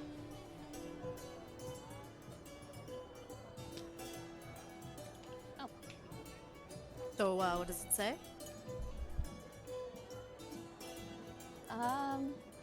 But there's nothing else. Sorry, Joe. There's It's nothing okay. else to read. It's just that symbol. Yeah, the one symbol stands for chivalry, and as far as you can tell, there's nothing on the back of the scale. Well, it looks like it's just the symbol for chivalry in Sylvan, but that's not much of a hint.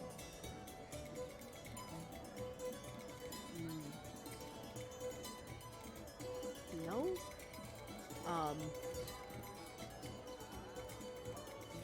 Can Nalfian do a? He's trying to like. That's so broad.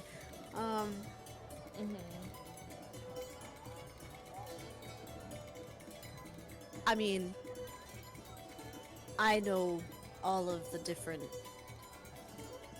Tarkirian tenets, the different pillars of chivalry. I don't know if any of that helps. We could list them off. That might help. I'm trying to think like about the purpose of it being written in Sylvan.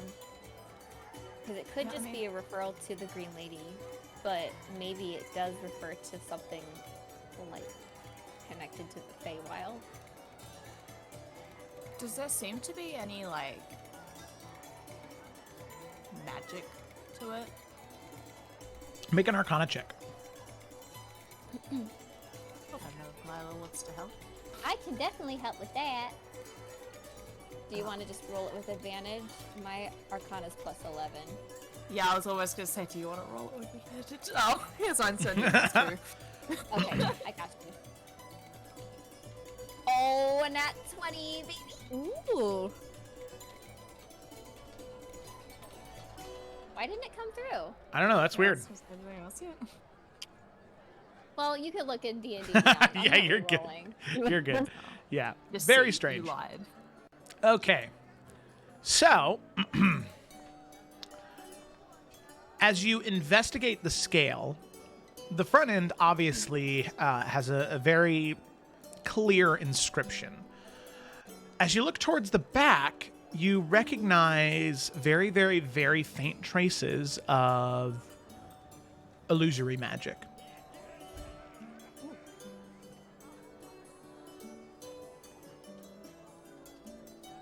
But I can't read. You just notice the faint trace. Okay. You notice the traces of magic, but right now you Would identify help with that? identify would confirm your suspicion, Could you but it dispel the magic? Wait, can I? I could dispel this. Yeah, dispelling might help. Maybe it's hiding something.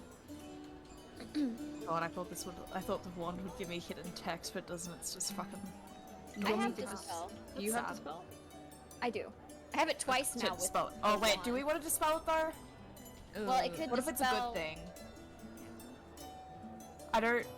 I'd worry about dispelling it. Let's see. Also, what spells does Zevran have? You know how, like, on Snapchat, you can kind of see someone's message if you hover over it and slide, but then it doesn't actually open the message if you do it fast enough? Is there, like, a magical way to look underneath the magic and then put it back? Without dispelling it? Okay, great. Great answer, Joe.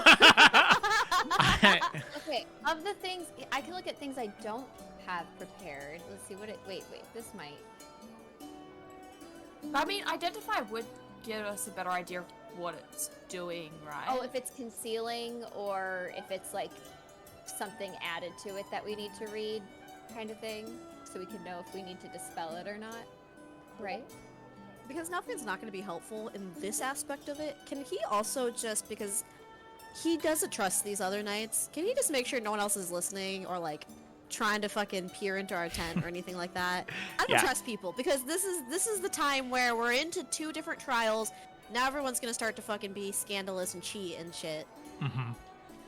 Yeah, go ahead and make a we'll say a perception check as you just sort of begin to scan around the area. Yeah, like, I'll let them figure this out because they're smarter than me. Because I don't have true sight prepared. I right was now. literally about to ask. No. Because we could wait, but that would. I feel like isn't the next trial like in 24 hours? I think so, yeah. I think we have Or a day. since we woke up, am I still preparing my spells for today? Is it well, no. I don't. But look at his hand gestures. How can you say no to that? Maybe it could. Because when do we really prepare our spells? The night before or the morning up?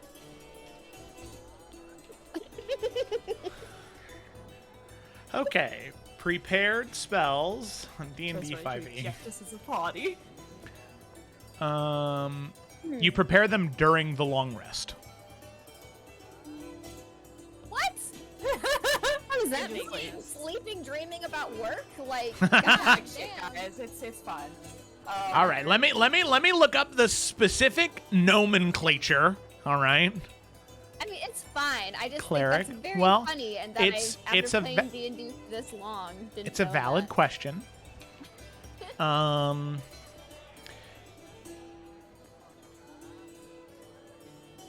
what? When you finish a long rest, preparing a new list of cleric spells requires time spent in prayer and meditation, at least 1 minute per spell level for each spell on your list. That is. It also does Also say when you insane. finish a long rest, so that doesn't apply. It's after the long rest. Yeah. Conditional. So we're in the condition right now, so I say yes. Just let me know, because the only thing I will change if I have to go through a little prayer ceremony is probably true seeing. Okay, but like, if we did, the thing itself has been removed from the dragon. What's the harm in us dispelling the magic that's on it? Because it could be hiding something. Like, what's keeping it? Like, if we dispel it, What if what's it's a gonna happen? boon? What if it's like something that will help you in the next thing, and you just dispelled it? I guess. I mean, if you want to dispel it, we can just go for it, you know? No, could no, just, that's a good point. I don't. We could just identify what kind, if it's like concealing magic or whatever, we can at least identify it, Yeah. and Mhm. then we can dispel it, and then I can prepare my spell for the day. We'll do that. First, we'll start with identify. Okay. With I have- identify, abjuration or not abjuration. It is illusion magic. It is hiding something. Okay. Then we should probably dispel it because it's not a boon. Okay, if it is hide something, oof, Okay. get rid of it. Boom. Dispel. Identify. Fuck True Sight. Didn't need her anyway. All right. It's not. Oh, now Jokes it's on sending us. my It was a stuff. boon. Now it's sending Now, my if you stuff. don't need no boon. Wait, no, don't say that. No, he got it. Okay. So, let me go ahead and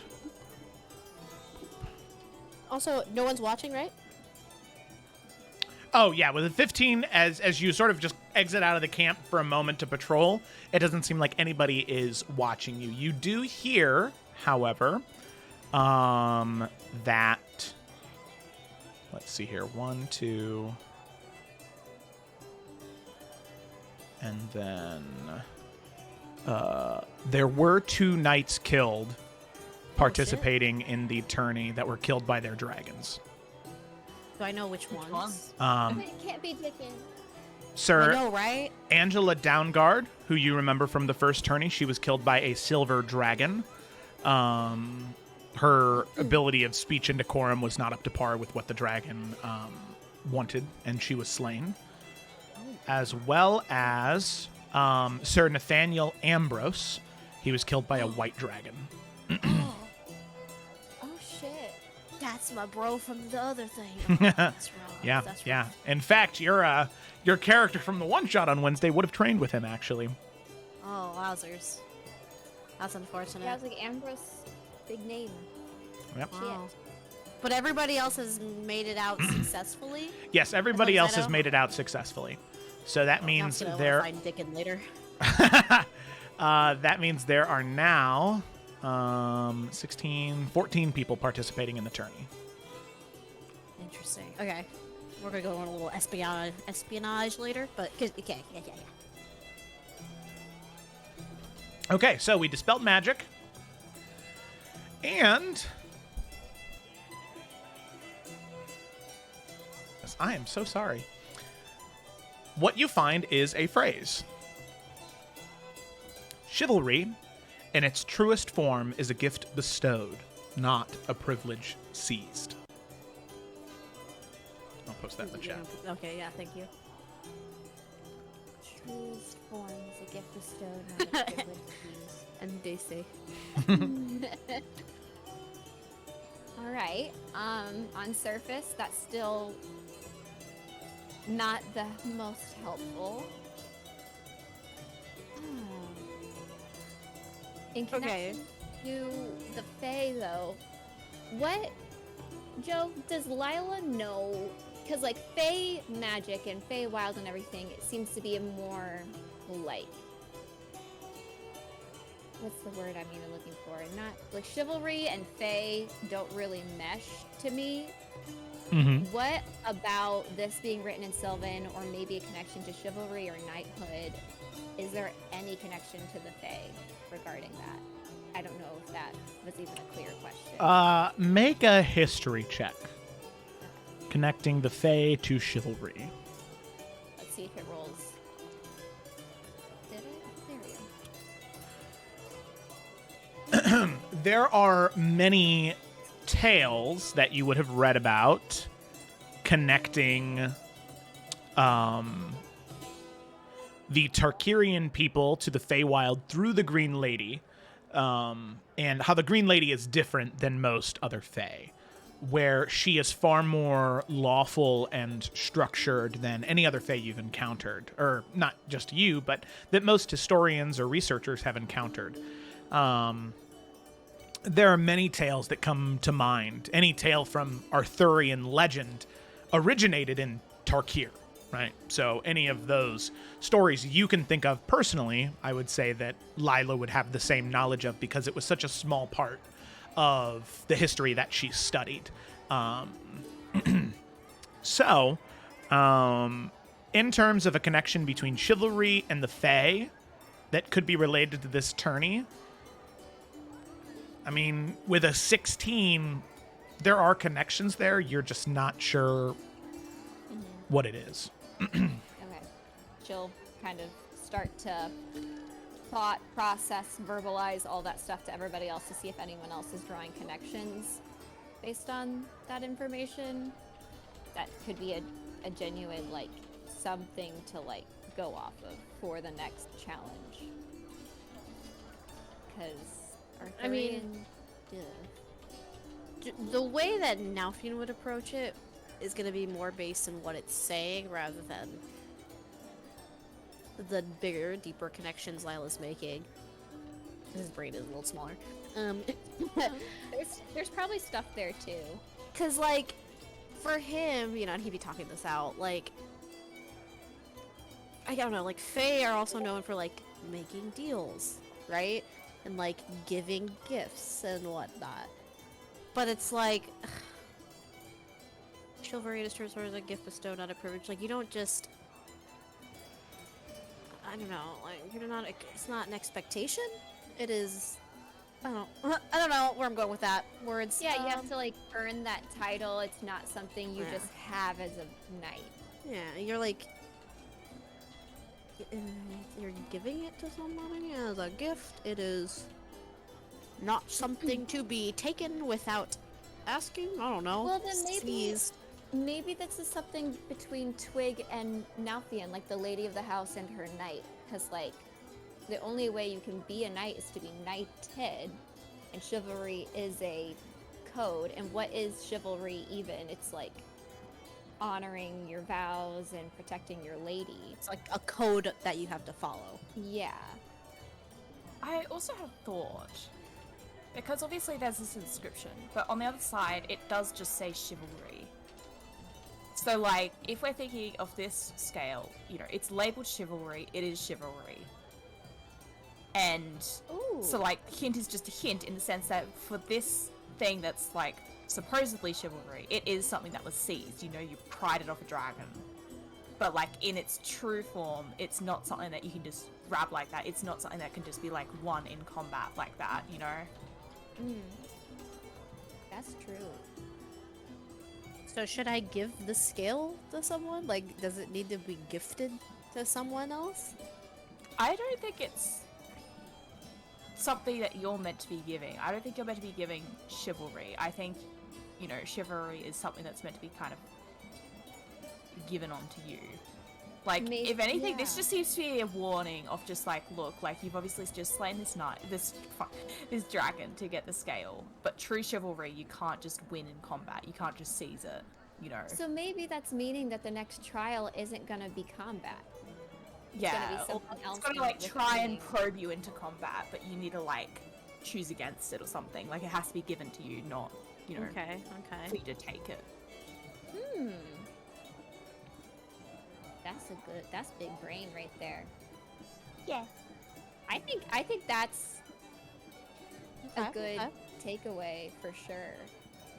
Yeah, I think Nalfian, like, we do have 24 hours until the next challenge, right, Joe? Yeah. Okay. I think then he's with all of that, unless anybody has any other ideas, he's gonna kind of make a round at some point, you know, for the rest of the day, you know, unless other people have other things to do, to just kind of see what other people are saying and talking, get a little bit more information on how everybody else's battles went, and see if, like, is the clue the same for everybody? You know, kind of like maybe other people got different clues. Maybe nobody got a, you know, maybe other people didn't get a clue. And just kind of see what the word is on the street also. Because Dickon had some interesting things to say last time, so Mm-hmm. you might be able to get something more out of him too. Okay. But again, we'll wait on that. I just want to throw that out there when we get to that, where we can move about the cabin a little bit. Okay. That was funny. Oh, that was funny. Yeah, well, it was. It was. Okay. There we go. Okay. So, as you have that thought as something you wish to do, Nalfian, as you prepare to leave, is there anybody you'd like to come with you, or are you just heading out on your own? I mean, everybody's welcome to come with him, you know. I think Lila would want to check in with Zevran, and we can also go out and, like, if Zevran wants to, we can, like, check in on his brother, because glad he didn't die. Oh my god, yeah. Okay. Maybe he also got a hint or doesn't know the hint or something too. Yeah, like, you know, we can show Twig off as a lady of the people.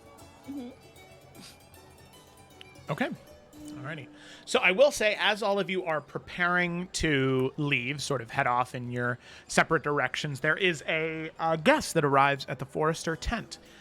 Woman you have not seen in a while, Aliana Tariel, Zevran's mother. Oh.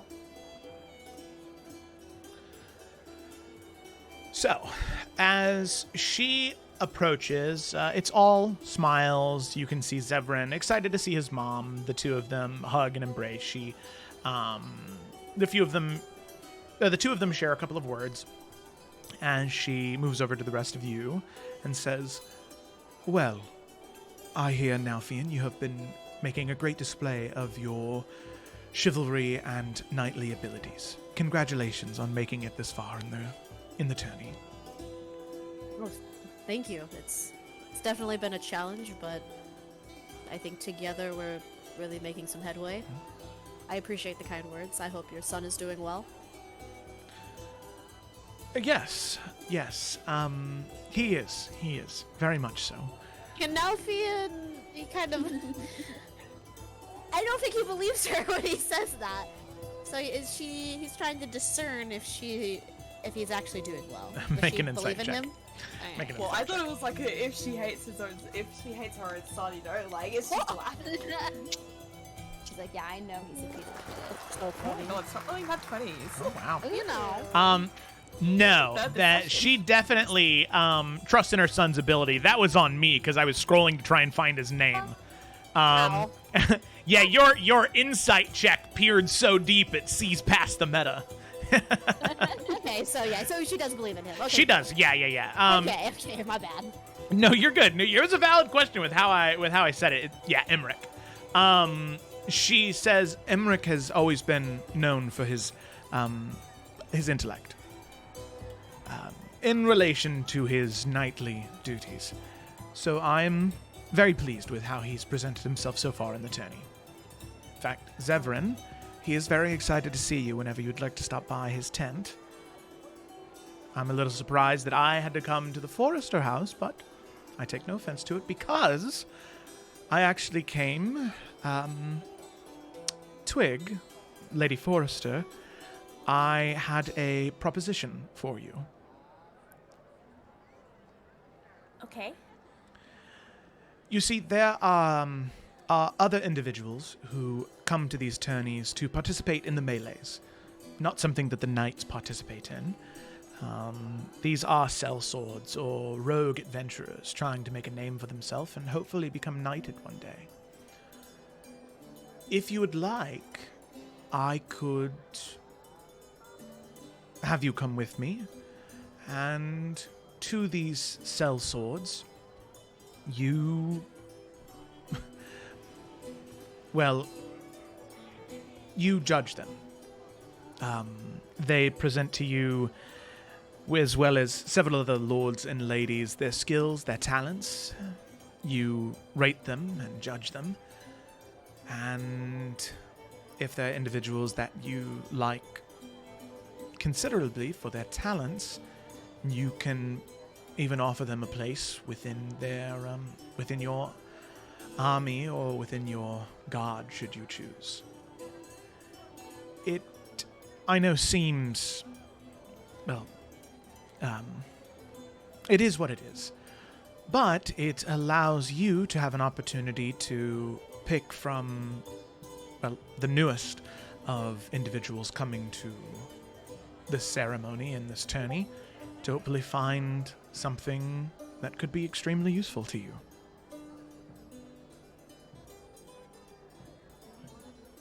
Well, I mean, should I be ready to offer them something more than just a potential position, I suppose? I think that's entirely up to you. I wouldn't offer anything that you're not comfortable with, but I mean, if you can think of anything to entice them to swear to House Forrester, if you think their skills would be useful, you are the lady of the house. Sure, House Forrester does not have a lot right now, but I have a very good feeling that very soon you will. And I think that some hungry young adventurer would probably be quite interested in, well, trying to get on before it grows too much. But I also feel like I can't exactly promise anything I don't have.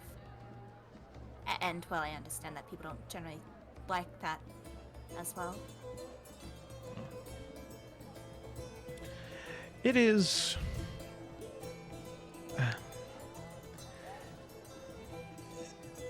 from a Tarkirian perspective, I understand that. I do. However, it is your land. You do own it. It is yours, regardless of what curse or monster lays there now. It belongs to you. It is yours to do with as you choose. So, I say, if it is yours, you have land, you have keeps and towns that will exist in that place. And Those are bargaining chips you could use. you also have possibility. People can dream and grow and imagine kind of the reality that you'll create.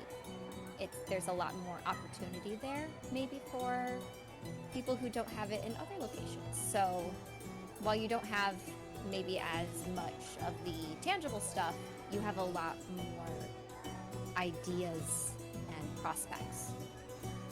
I'll also add that, I mean, you are raising an army, but you're raising a nation of people. This gives you an opportunity to handpick who you want to be a part of that. There are people out there who'll just risk everything just to be a part of a force for good. Some people you might not need to offer them anything, other than just a place at your side, to be a part of a nation that's gonna make great changes and be different. I mean, for me, that's enough. It might be enough for someone else. And plus, this would also be a way for you to show the different lords and ladies of Tarkir, Macavia, and Iverion what type of men and women you want on your side. But what if I had bad judgment about it? I mean, does it have to only be me judging them?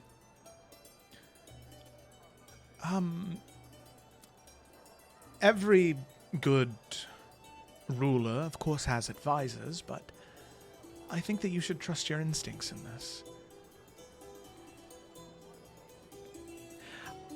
Simply, I want you to come to this not just to gain 6 or 7 cell swords to add to your cause by promising them a farm after everything is said and done, but there are some lords and ladies, some rulers, that have doubts in the strength of the Forrester house. There are some Iverion houses that claim that Dragon's Bay should remain an independent city after you reclaim the land of Hazaron's Hollow. They don't believe that you are a strong enough leader to manage such an important place on your own.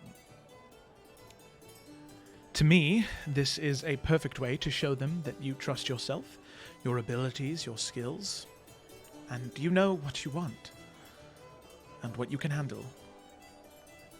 But by avoiding these duties, I fear that you may validate their worries. It's a good opportunity, Twig. Kind of like looking down, considering. And as she's looking down, so imagine Morning Light's still like with them. Mm-hmm.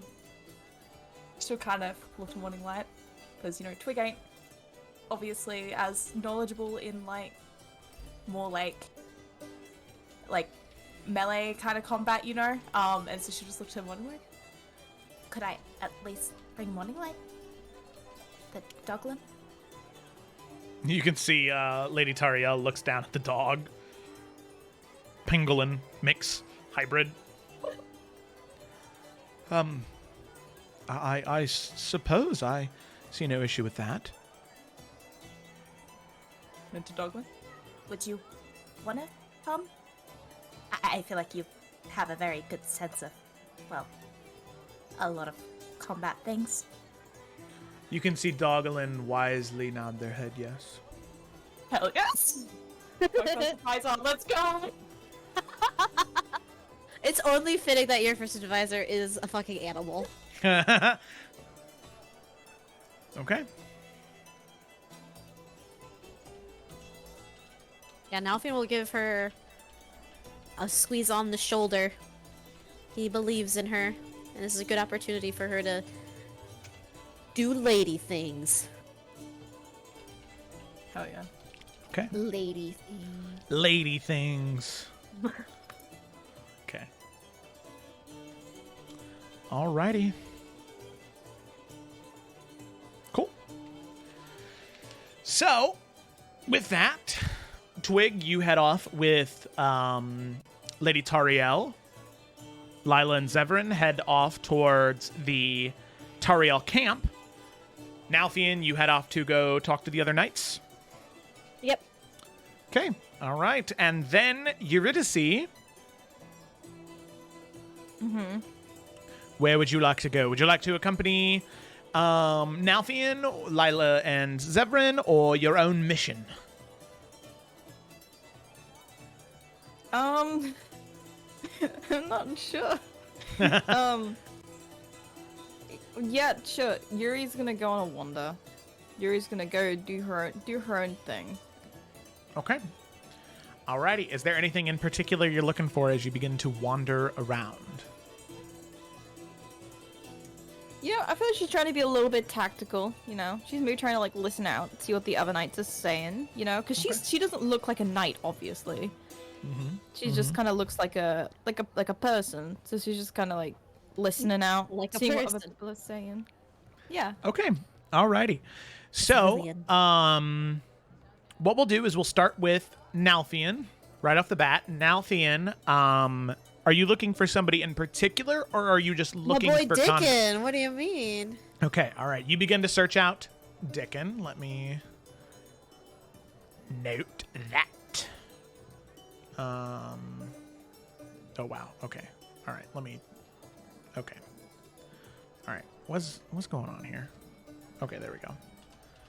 Expand. Because he had a purple dragon. Yes. Amethyst. Amethyst, thank you. Dickon. Okay. Lila. And south. Go to Tariel Tent. Twig with Lady Tariel. And Yuri on for info. Okay, cool. Alrighty. Eurydice, I would like you to roll an investigation check for me. Let's go. I think my investigation isn't the best.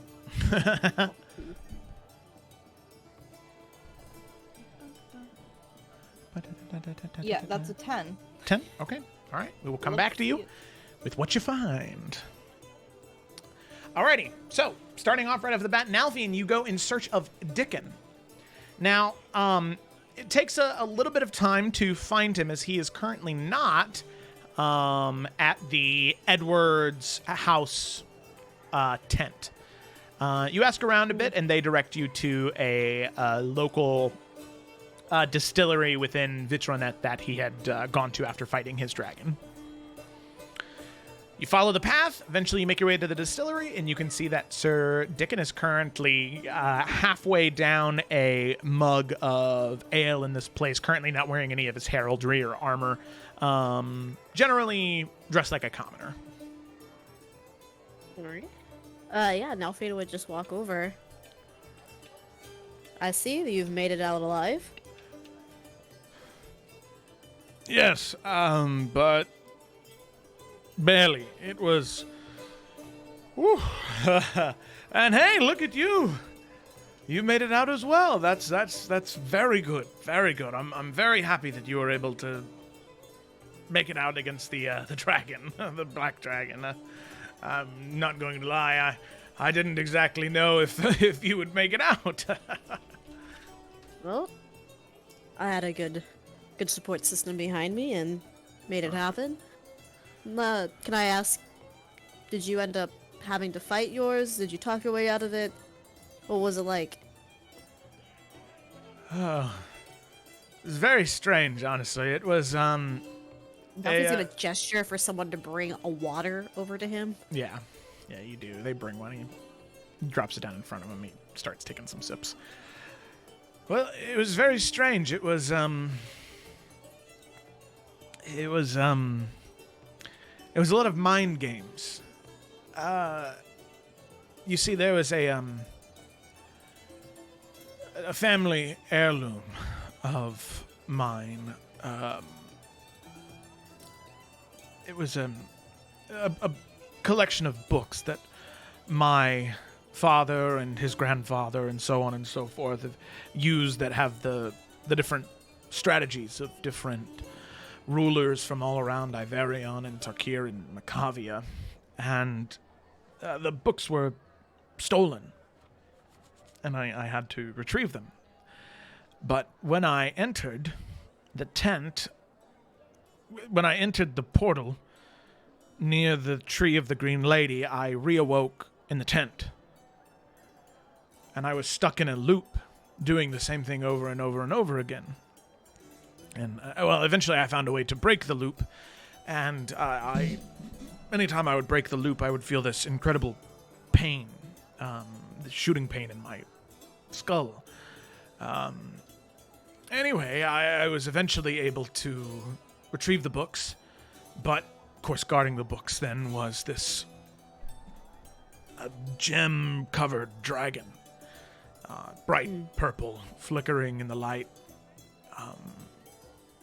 No amount of invisibility or stealth worked. It always knew where I was at. It was able to sense my mind, knew what I was thinking. So I had to deceive it I had to try and keep thoughts at the forefront of my mind, incredibly easy for it to read, while thinking about a plan B and a plan C.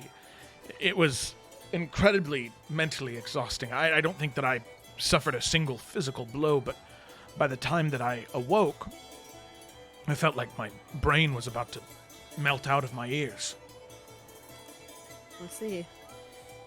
Well, congratulations on making it out, for the most part, in one piece. You as well. Have you heard anything else? I know we lost a few this round. Yeah.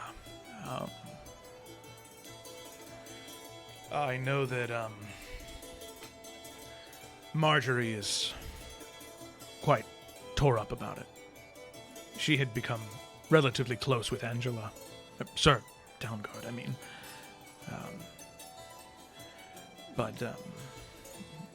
Yeah. I haven't heard anything more about that. House Downguard will still continue to participate in the tourney. There will be a funeral service for the 2 knights that fell tonight. I'll make sure to attend that. I did hear something, though. I don't know what it means, though. Not in the slightest. So, when I was in there, I noticed that in my room there was something that was not there before. It's a little too personal, but sometimes I have problems falling asleep at night. So, in order to relax my brain, I'll name off everything that I can see in the room from where I'm at to get me to stop focusing on everything else. And there was one thing I noticed that wasn't there. So I grabbed it, and when I came out, it was, I believe, to be a clue, but I've got no idea how to read it. Do you have it on you? Yeah, I do.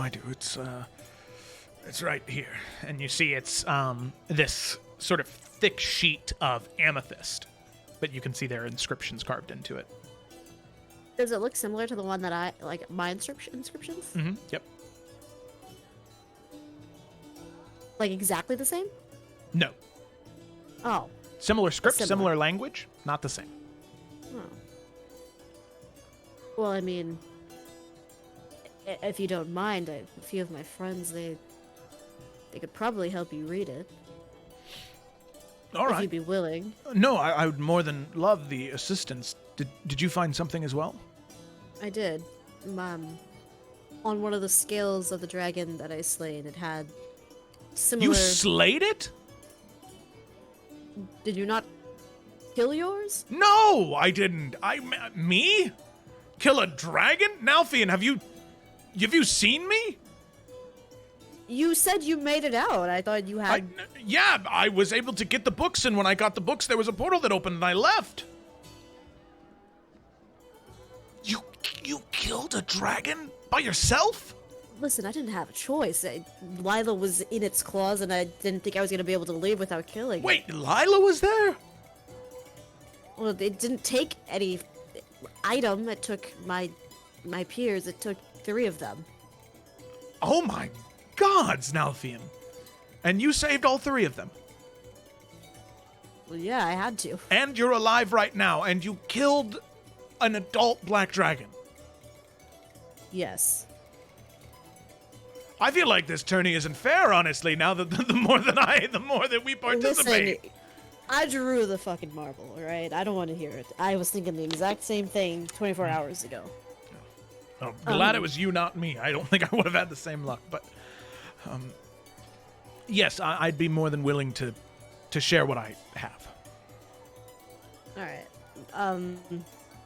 Mine just said the phrase chivalry on it, and then on the back there was just the phrase chivalry in its truest form is a gift bestowed, not a privilege seized. Does that mean anything to you?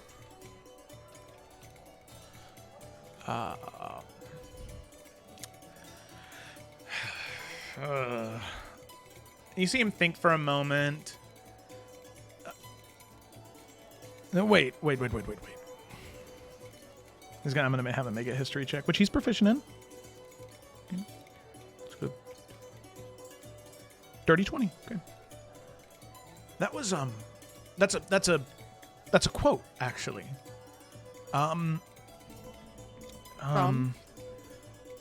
It's from one of the history books, one of the on strategy. He was. Oh, I feel like such an idiot. It was Sir Arthur Omen, son of the original king. All right. He said that. What was the reasoning? It was something tied to this idea that no knight should set out to be chivalrous. They should never try and steal that honor or that renown for themselves. An act of true chivalry is one that you do for others, when you give someone else the opportunity to succeed and thrive. All right. Well, Nalfin just thinks for a second. Well, somehow that's going to contribute into the next challenge then. But maybe if we can figure out what yours says, maybe they go together? I don't know, maybe every knight has a phrase from this Arthur guy. Well, I guess we'll just have to see. I don't think most are going to be as willing to share, though, to be honest. Which brings me to my next point. I can trust you, right? Well, yeah, of course. Listen,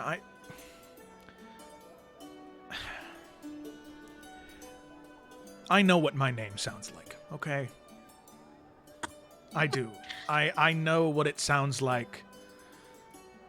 And you have been one of the only knights that I've ever interacted with that hasn't been an absolute ass about it. And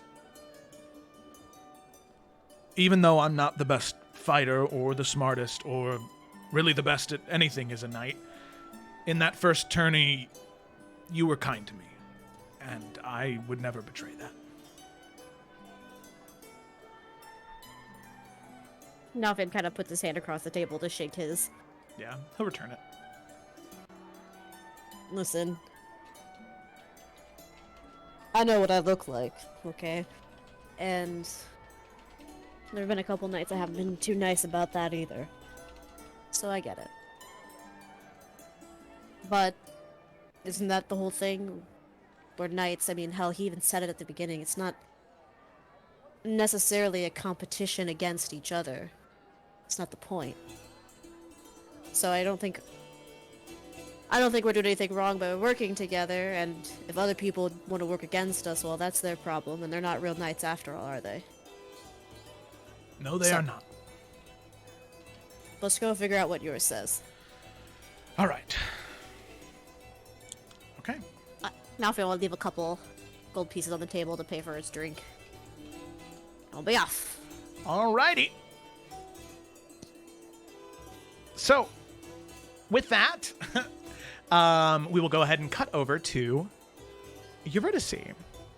So, Eurydice, as you are making your way throughout the tourney, the people are loud. You can hear the musicians, troubadours, the actors, in all of these different propped up stages and performing areas all around the festival. Each one you pass, it is a cacophony of noise and performance. Each one trying to be louder than the other in an effort to gain some type of patronage or make their claim to fame as William Bosserman has, hopeful to gain that much notoriety. However, as you are moving around, you would recognize from the original tourney, or the original introduction, a woman wearing the house colors, this silver moon and dark indigo tabard that she currently wears, symbolizing the house of Omen, the Queen of Tarkir's house. You would recognize this as Sir Aveline Omen, the cousin of Queen Elizabeth. You can see that she is currently walking next to a few individuals, talking back and forth, sharing information. They seem to be talking intently about something. So, Eurydice, would you like to approach? Yeah. So are they walking like as if they're basically going to go past me? Yeah, it looks like as you're just sort of like at a market stall, just looking at a couple of items, trying to be as inconspicuous as you can, you can see that they are walking towards you. Yeah, okay. Yuri's gonna do her best Assassin's Creed impression, blend into the crowd, and intentionally listen to what they're saying and try to move in a way that's like staying kind of near them. Okay. All right. Go ahead and make a stealth check with advantage. As they're not anticipating you, there's a lot of people here. You are definitely not the weirdest looking person. I am not. I am so banking on that helping me, but I only have a +2 to stealth. So. Well, the first one was a 1, so I guess I had advantage. It's a 13 overall. Okay. I'm gonna add 2d4 to it though, because I can't be fucked with that. Yeah, that's an 18 overall. Okay. 18 overall. That Favored by the gods, man. is pretty good, yeah. Alrighty. As she begins to walk by, you hear her talking with several other advisors, as she says, I was able to remove a scale from the dragon. It was glowing. I was able to go to one of the mages that is with us. It's in Sylvan.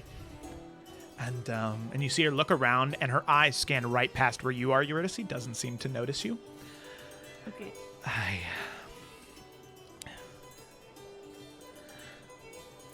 They said that it is the symbol for sword or blade, weapon. However, they're not exactly sure if there's anything else to it. The mage could find that there were traces of illusion magic on the back, but the court mage that came with us does not have the spell magic prepared. So now we need to find someone else who can cast said spell so we can learn what's on the back of this thing. All right? Joe, Yeah. we cast a spell magic, didn't we? You did, yeah. That's what we ended it. Okay, Yuri's going to hear that and go, whoop, and she's gonna pull in all the confidence she has. And Okay. she's just gonna walk right up. Okay. This time trying to be as obvious as possible. Okay, you can see immediately as Aveline and the other individuals are talking, you can see that as you begin to approach, they all look up towards you approaching and just stop talking. Hey, Hello. it's lovely to meet you. I'm Eurydice. I'm with the Yes. Forrester House. Yes, of course, of the Forerunners. Yes, it is a great honor to meet you. I heard of your deeds in Highland Pass. My, Oh my goodness, Joe can't think of what would Queen Elizabeth Omen be to her?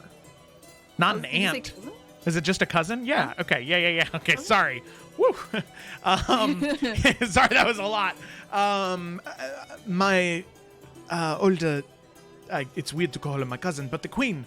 We heard of what you did, and of course, very thankful for saving those people. Oh, yeah, well, thank you. I did hear, I was just passing by, and I heard you talking about the scale. Your court mage doesn't know how to deal with it? Make a persuasion check real quick for me. Persuasion. All right. Yuri's pretty good at that.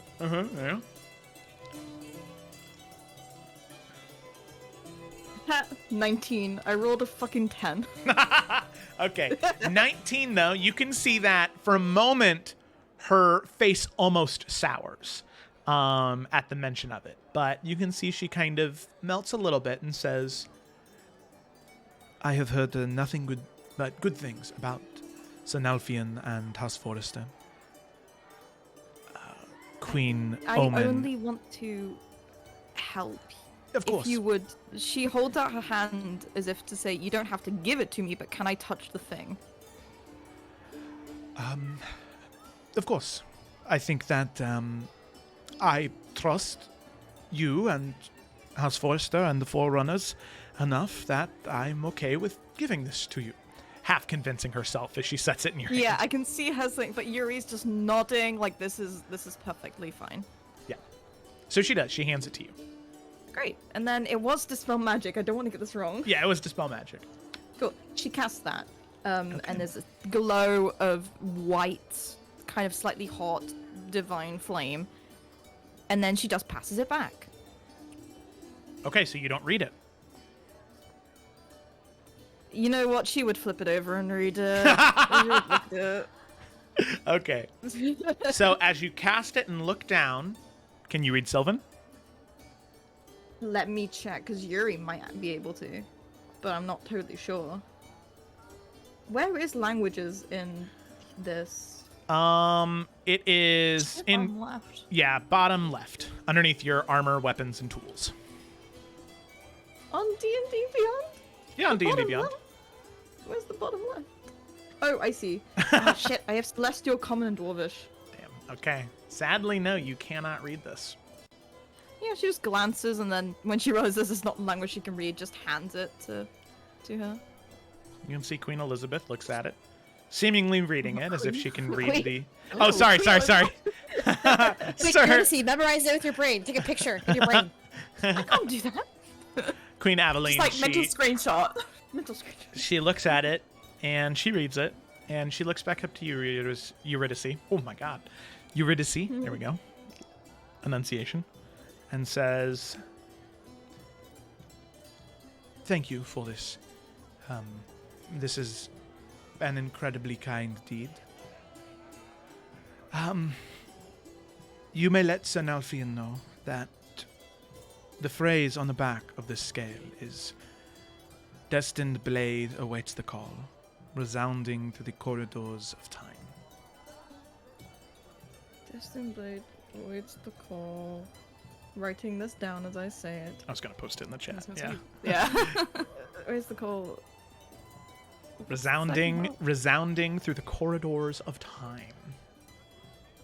Okay. Thank you. Well, yes, it's a tournament of knights, and everyone should be on equal footing, and yeah. I hope it helps. Thank you. I just have one question that I'm wondering if you would be able to answer for me. Sure, yeah. There is a rumor going around that Sir Nalfian killed the Black Dragon in his realm. Yuri smiles a little.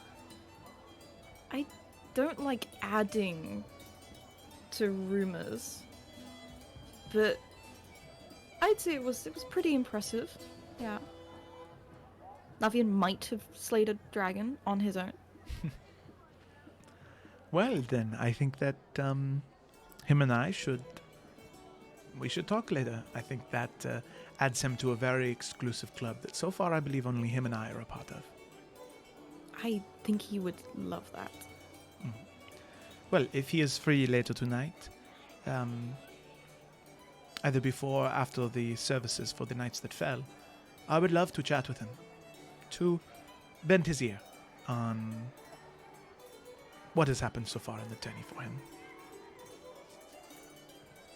As she's saying this, can I try to get a read on if this is a positive thing, if she just seems genuinely impressed that he did that? Or like... Yeah, go ahead and make a insight check. Okay. Also, I just want to say, I'm so proud of you guys.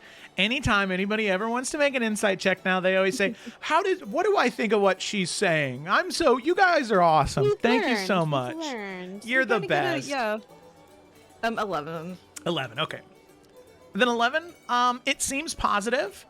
She seems genuinely interested in Nalfian's ability and his experience so far.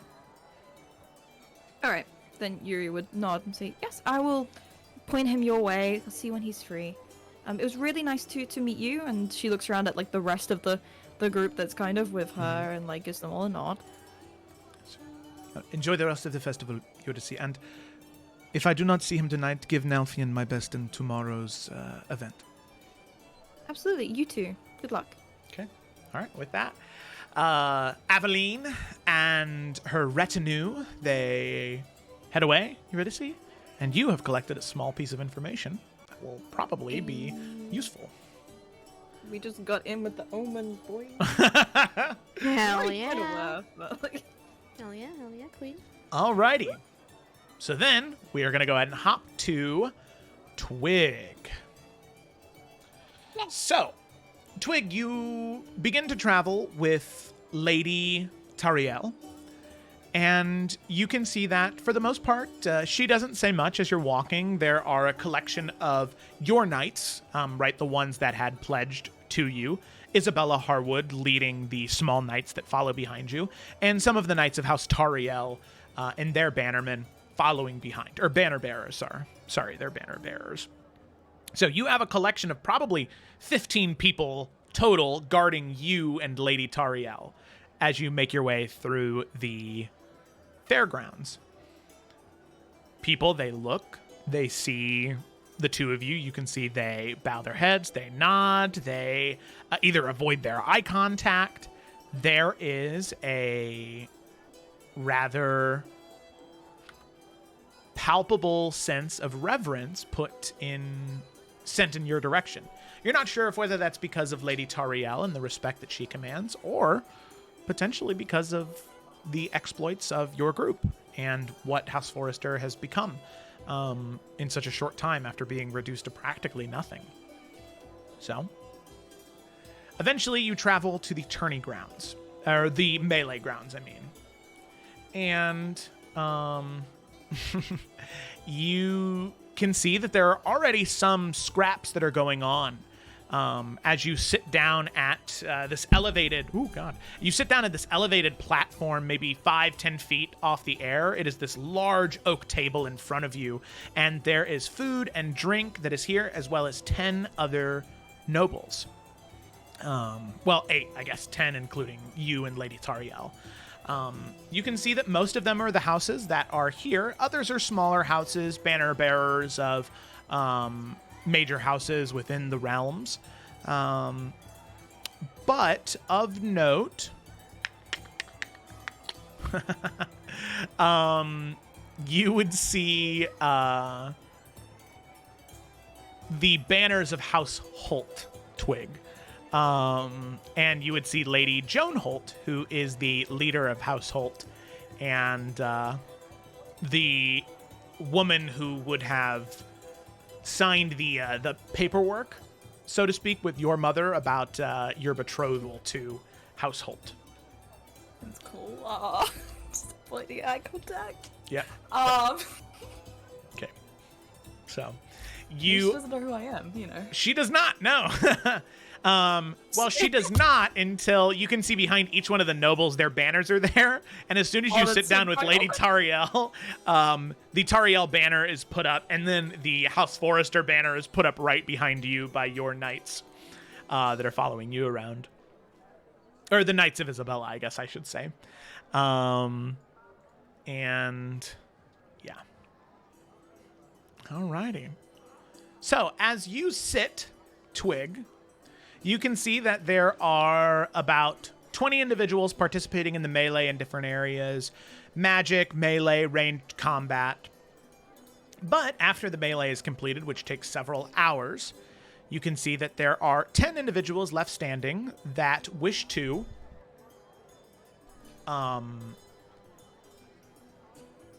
advertise themselves to be added to a standing army, to do some feat or task based off of what you wish. Now, there are 10 of them here, all right? And what I'm going to do is I'm going to give you their name, give you their thing, and then if there are any Twig would like to question, we can go from there, okay? Can I just quickly, because Yeah. just in case it changes what I get from them, during the actual, I guess, skirmishes, like, are they more organized, or is it just kind of like they just chuck them all in a pit and see what they do? Yeah, they chuck them all in a pit. It is a cool. free-for-all melee. Okay, but I think throughout it, there are a couple things Twig, I guess, would be trying to note. Okay. And just going off, obviously, combat she's seen, and, you know, for the Marshall boys, like, going off what she's seen from both Yorick and Nalfian. But the things she'd be looking for in particular would be, like, I guess, seeing who isn't overly brutal, you know, like, people that aren't just trying to make, like, whoever they're facing, you know, suffer and being overly cruel like that. She's looking for people that are just, you know, good sportsmanship kind of shows. That's what she's really looking for. And I guess, like, you know, if they've clearly, like, bested their opponent or whatever, you know, any signs of, like, you know, helping them up, like, whatever it is, like, just signs of sportsmanship is the kind of thing that she's looking for. And just, you know, not being cruel assholes. Because obviously these are people that enjoy fighting, but, you know, Okay. there's different ways to go around that.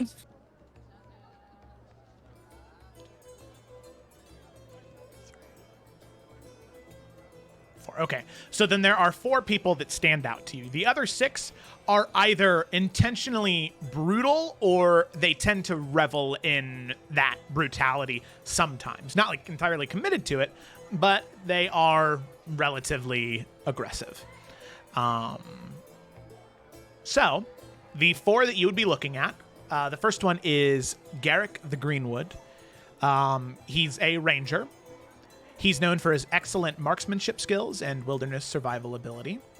He has a relatively quiet demeanor, but in any of the questioning that you've seen happen with the other lords and ladies that are here, he has a relatively quick wit, where he's able to answer questions and outpace some of the nobles even. Then there is Osric the Lionheart. Osric is a half-orc. He's not a knight yet, but he aspires to be as such. He grew up in a poorer part of the streets of Verdalka, the capital of Tarkir. He's praised for his chivalrous nature, even though he's not a knight. And he is a really, really strong swordsman, sword and shield. He has a strong moral code, and he is currently serving as a guard for the city of Verdalka. Then there is Gideon Flamehand. He is a human evocation wizard. Obviously, from the last name, that was a name he took himself. He is a sort of pyromancy wizard, really good at large AoE and sort of controlling the battlefield using that. And then finally, there is Zephyr. Zephyr is a Tabaxi monk known for his unmatched speed and agility, right? Swift and precise strikes, and he is all about non-lethal damage, right? Zephyr admits throughout his questioning that while he has never fought, or he's never killed anyone, he has been in many battles, but he's never actually ended up bringing somebody or taking somebody beyond the brink of death. He's always stopped right at that point. Cool. So, as you notice those four, you listen to the other questions. Twig, you and Lady Tariel are sitting down at the very end of the table, so the two of you are last up for questioning. And you can see Lady Tariel, she ends up talking to one of the individuals that you had not asked about, a half-elf rogue by the name of Talitha. She says, "Now, tell me, Talitha, you said that you have expertise in setting and detecting traps. Is that correct?" You can see Talitha, she nods. Interesting. Are you fairly confident that when it comes to stealth and espionage, that not only can you get around undetected, but potentially even disguise oneself, should it call for it?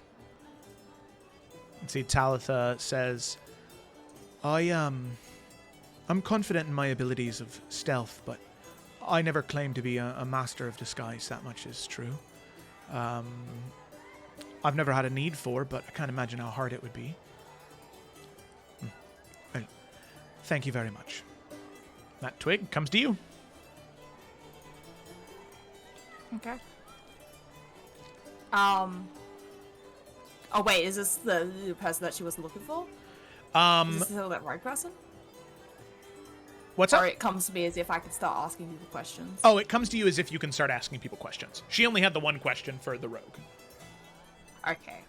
Well, yeah, I mean, Twig's just gonna stick to those 4 people that I guess she had her eye on. And honestly, one thing she'll ask each of them is just a simple, why are you here? What does being here mean to you? Why come try and prove yourself an attorney? Why not go through other means? Okay, so going down the list, Garrick, he will respond. Well, I think that's a very good question, Lady Forrester. And if I'm being entirely honest, I don't think I have an answer. I live in the woods most of the time. I commune with nature. In fact, I desperately despise large crowds of people. But, I want to make my talents useful to more than just wanderers who get lost in the forest. I've heard of strange things happening to good people lately, and I have skills that can help, and I would hope that, I suppose, the nobles of Tarkir, Iverion, and Macavia would be able to redirect my talents to a worthwhile place, so I suppose that's why I'm here. Osric, the half-orc, says, For me, at least, I've always dreamed of being a knight, as I've said many times. And what better place to try and achieve that goal than at the Festival of the Green Lady? Perhaps, if I'm noble enough, if I hold myself strong enough, the Green Lady will look favorably upon me, and I can serve her as one of her knights.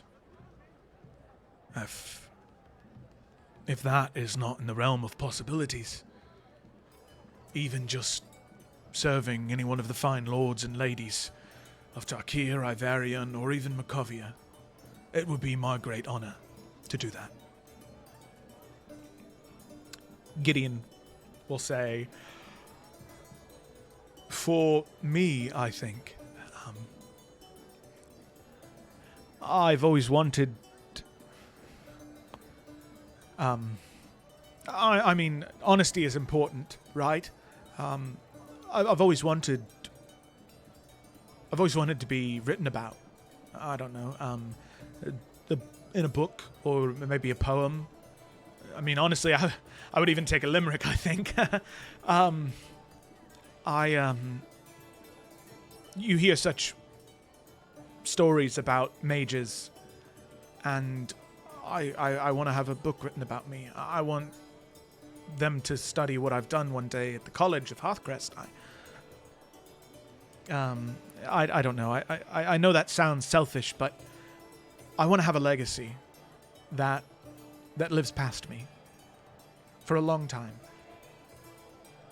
And I want to achieve that the right way. I don't want to do anything bad. I just want to achieve that doing things that help.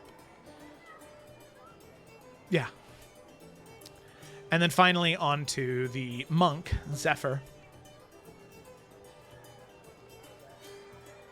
For me, I think it has always been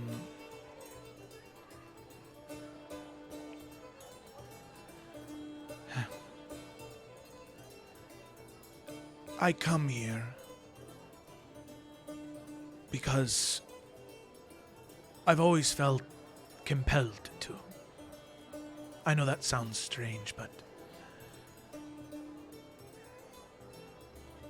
many nights I look inward.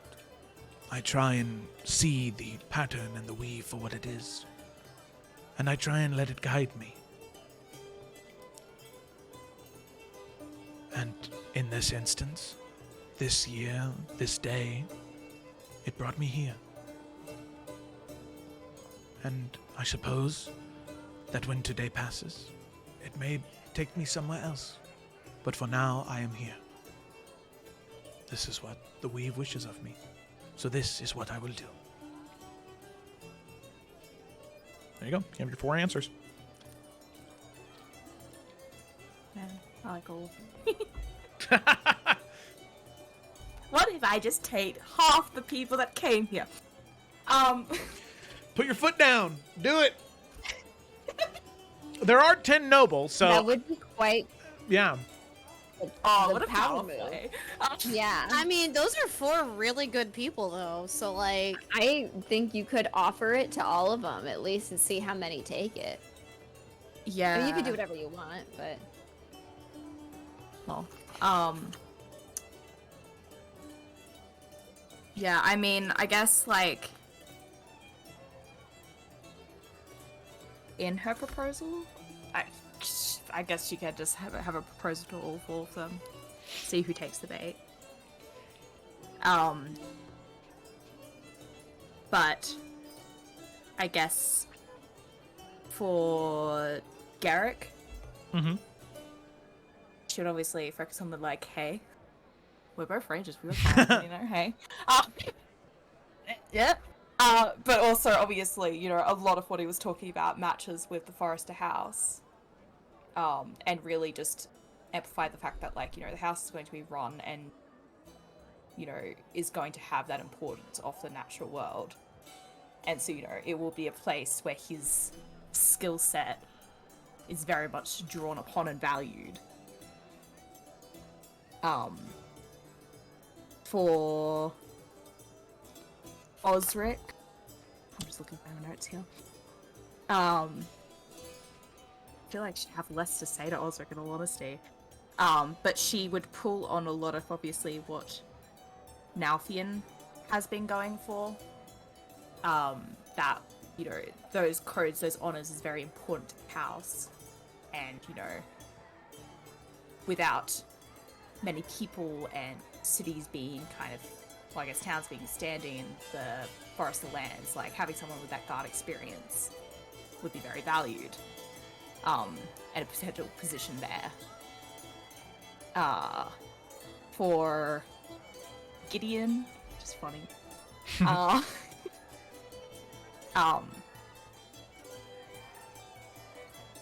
I guess it'd be that whole thing of just like, well, this is building up a house. You want to form your legacy, like, why not start from the beginning of something? Like, you can build and shape it to what you want to be. And let that be, you know, an honorable and good thing.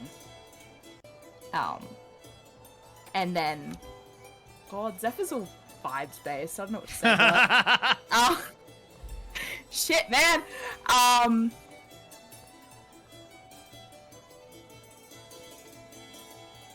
The weave says we should be together. We should be together. But yeah, I guess yeah, she'd want to respect that, and basically just say, like, there is that opportunity open for you if you do feel you're meant to be here, and you want to feel that calling, and the calling is coming from the Forrester House. That'd be more than welcome. And, you know, she'd drop in shit about, like, fate and, you know, how she respects if that's leading him here. But if not, she'd respect his decision to go elsewhere as well. Okay. But yeah, those would basically be her propositions to all of them. Okay. So you can see Lady Tariel, she kind of eyes you like a, yeah, good job. Good job offering to 4 of them. You can see that some of the lords and ladies sitting there near you, they get a little upset. You can see Lord Vermeyer Dregu. He doesn't stand, but he leans forward to look across the table towards you and says, "You cannot be serious. You offer these to 4 of them? Only 10 were proven to be good enough. There are 10 of us. What exactly do you think entitles you to make offers to 4 of them?" Well, I mean, they are just offers, are they not? I believe each of them are free to accept or refuse any of them. If any of them would rather take up an offer given by any of you, then that's up for them to decide, right? Very well. And you can see other offers are made. And right off the bat, Garrick will accept your offer. Yeah. Zephyr will accept your offer. The logic makes perfect sense to him. You were the only person to offer Zephyr anything, so it can get... Oh, buddy, yeah, come here. We're all the underdogs here. Gideon and Osric have questions. Both of them were offered other deals elsewhere, or other proposals elsewhere. Gideon was offered something through House Hornwood to potentially serve as a liaison between House Hornwood and the College of Hearthcrest. Gideon starts. Lady Forrester, might I ask a question? Of course. I'm sorry if this comes off rude or harsh. I promise I do not mean it. Speaking has never been my strong suit. Your house has been in a rather tumultuous state as of late. You are confident that in the next weeks and months that the previous honors and rights will be restored?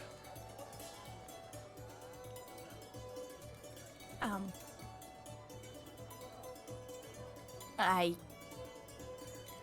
am. I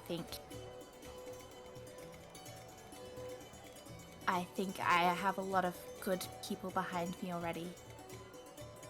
And, well, I've traveled with some of the most competent people I've ever seen. Some of the strongest people I've ever seen. And I suppose I also know... I know what we'd be expecting to face. And, well, we've had help in that too. Other students that are well versed in magics as well are also going to at least help with the defense there as well.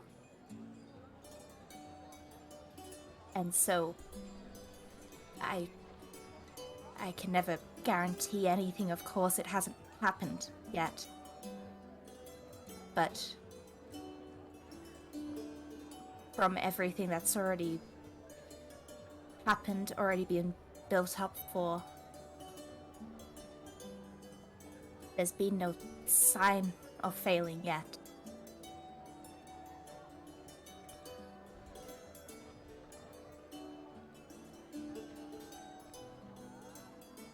Go ahead and make a, let me see. What do I want to have you roll here?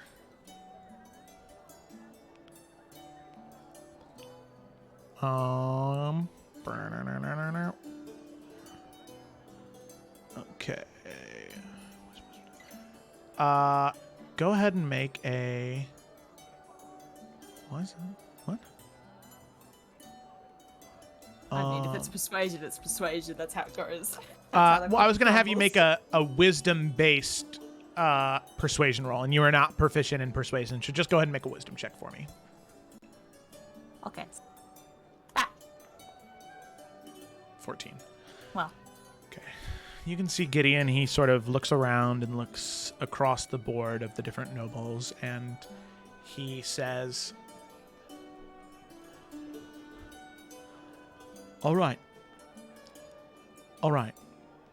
Then yes.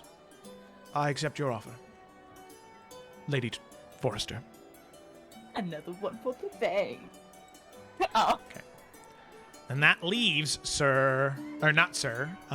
Osric. He sort of looks to the other lords and ladies. At a minor house, so House Edwards, actually, Dickon's father, Lord Rickon, is here. Dickon and Rickon, hey yo! Yeah. He actually offered Osric to be a squire under Dickon,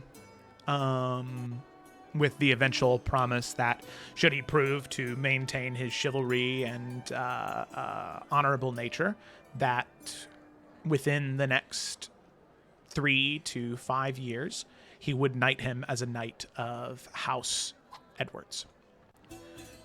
You can see that offer is very tempting for him, and he says, My Lady Forrester, if you would grant me the honor of answering a question I have, I would very much appreciate that. Oh, please, ask it.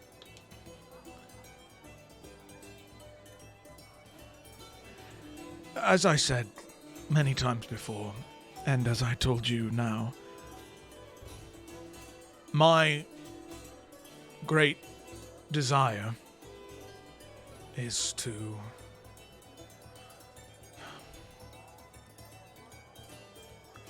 one day become a knight, to be knighted, to serve the realm in what I believe to be the highest and most respected position there is. I would never want to be a lord or a king. I want to be the shield that guards the realms of men and women. I want to protect people. And I know that I can do that as a guard or as a captain of a guard. But I suppose my question to you is, if I prove to be the chivalrous and honorable knight that I dream of, that I hope to be, is there a future you could see in which I am knighted in your service?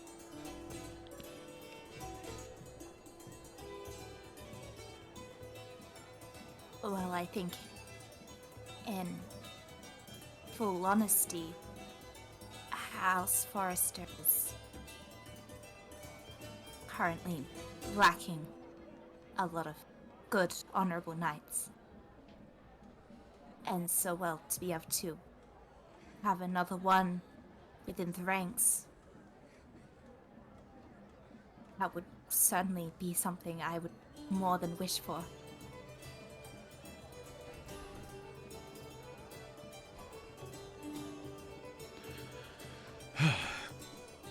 Then, Lord Edwards, I am very sorry to decline your offer, but Lady Forrester, it would be a great honor if you would accept me.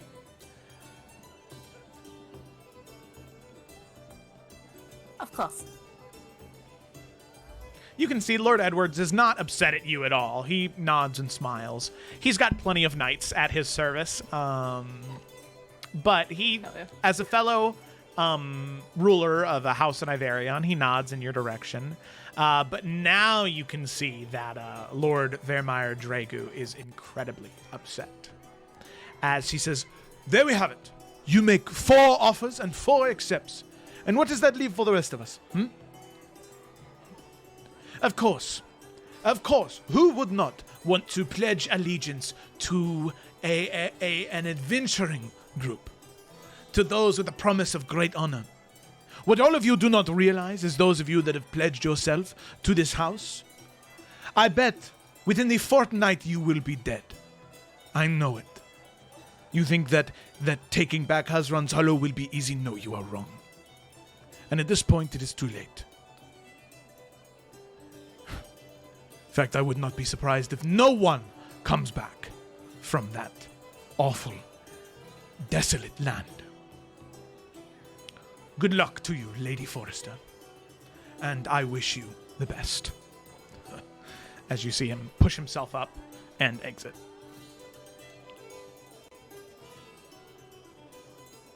But with that, Twig, yeah, you can see. I would want to get a quick, read off, I guess, what other nobles are feeling about this. Like, if there are people in agreement, or if people are also kind of like, yo, what the fuck, bro?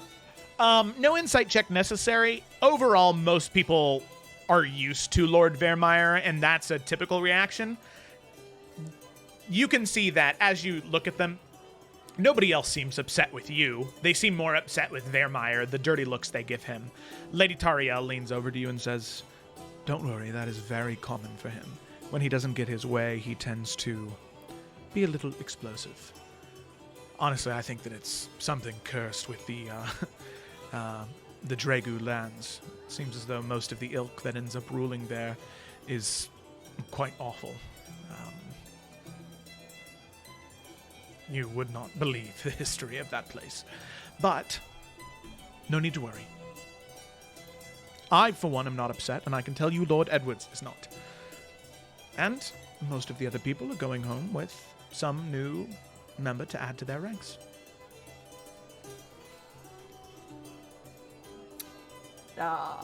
Lord Dragu get anyone? Or No, he did not. Empty-headed. Bitch.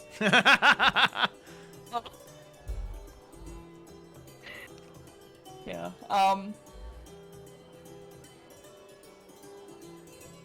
I guess she would also, to the 4 that accepted, she would also obviously invite them over to the Forester tent. Oh, yeah. At any time they please. Vibe, get to know the new peeps, you know. Yeah. They definitely appreciate the hospitality after participating in the free-for-all 20-person melee. Oh yeah. Okay. You know, little baths. Alrighty. Relax. So with that, eventually you do return to the tents with your 4 new members added to your retinue. And we cut now to Lila and to Zevran, as the 2 of you make your way to the House Tariel tent. You Family time. Yeah, Zevran leads with confidence. He's not worried. He's not nervous at all. All right. On the outside, he is Hell yeah. steel wall. So with that, you Cool. make your way, and unless there was anything you wanted to say to Zevran. I don't think I had anything in particular. Okay. Alrighty. So with that, arms crossed, the 2 of you will begin to approach, and the guards immediately, as you approach, recognize Zevran and say, "Ah, Lord Tariel, it is great to see you again. Please, enter. And who is this? This is Lila Tatiana." And you can see the 2 guards sort of look to each other. "Tatiana! Well, Lady Tatiana, it is a great honor to have you here. As they sort of bow towards you. And Thank the you. two of them allow you in. All right, cool. Well, yes, it does not hurt to throw that name around, I suppose. it can help. Yeah. All right, here we go. As you enter into the tent, you can see that House Tariel is incredibly wealthy. Oh my goodness. House Tariel, their main city is founded on one of the world's largest gold mines. In fact, House Tariel is responsible for minting most of the gold coins that are in circulation in the world. So, yeah, it's a lot. So, as you make your way in, you can see that there are several knights that are currently poring over this scale that seems to be on the center of a table. You can see Zevran's brother, Elric, pointing at things. He has a couple of books open, going through some notes. Well, No. I think that you're wrong. I don't think that it's related to those texts. I think we need to go back further. Pre-calamity, maybe? Let's... My gods. Look who we have here. Zevran, brother, come. As Elric makes his way over, you see the two of them hug. Elric squeezes very tightly as Zevran kind of goes, oh, yes, it's very good to see you too, brother. Very, very good to see you too. Oh, of course. And, excuse me, I'm so incredibly rude. It is so nice to meet you. Hi, Tatiana, yes. right? Lila? Yes, that's correct. Wonderful. It's a great pleasure to meet you, Lady Tatiana. And he will give as you a well. small bow. Yeah, she'll do the curtsy thing because he's a noble and everything. So. Well, I am so happy to see you, especially, Zevran. It's been so long. I had feared that you'd run away from home, gone off to join some adventuring party, but I suppose I was right, wasn't I? Yeah. Yes. Of course. It was Mother's idea, so it wasn't me who decided to leave. Mother thought it would be best for me to get out of the keep and go to Hearthcrest and the college and do a little bit of studying outside of the libraries at home. Of course, no, it's great to get out to see the world, and it seems as though that you've met some very wonderful people. Very nice. Well, Zevran, you'll have to tell me all about it. I'd love to hear what exploits you got into, what books you cracked open. I'm sure the college had plenty. Hopefully nothing too exciting. I wouldn't want you to, gotten too scared at all. You would not believe him when we were younger. Honestly, it didn't take much. A pot or a pan could fall in the kitchen, 2 stories down and down the hall, and Zevran was like a cat up a tree. Oh my, that is quite surprising, as that is not the person I've seen at all. Actually, he was quite brave and helpful while we were in the Astral Sea. I don't know how I would have been able to handle that all by myself.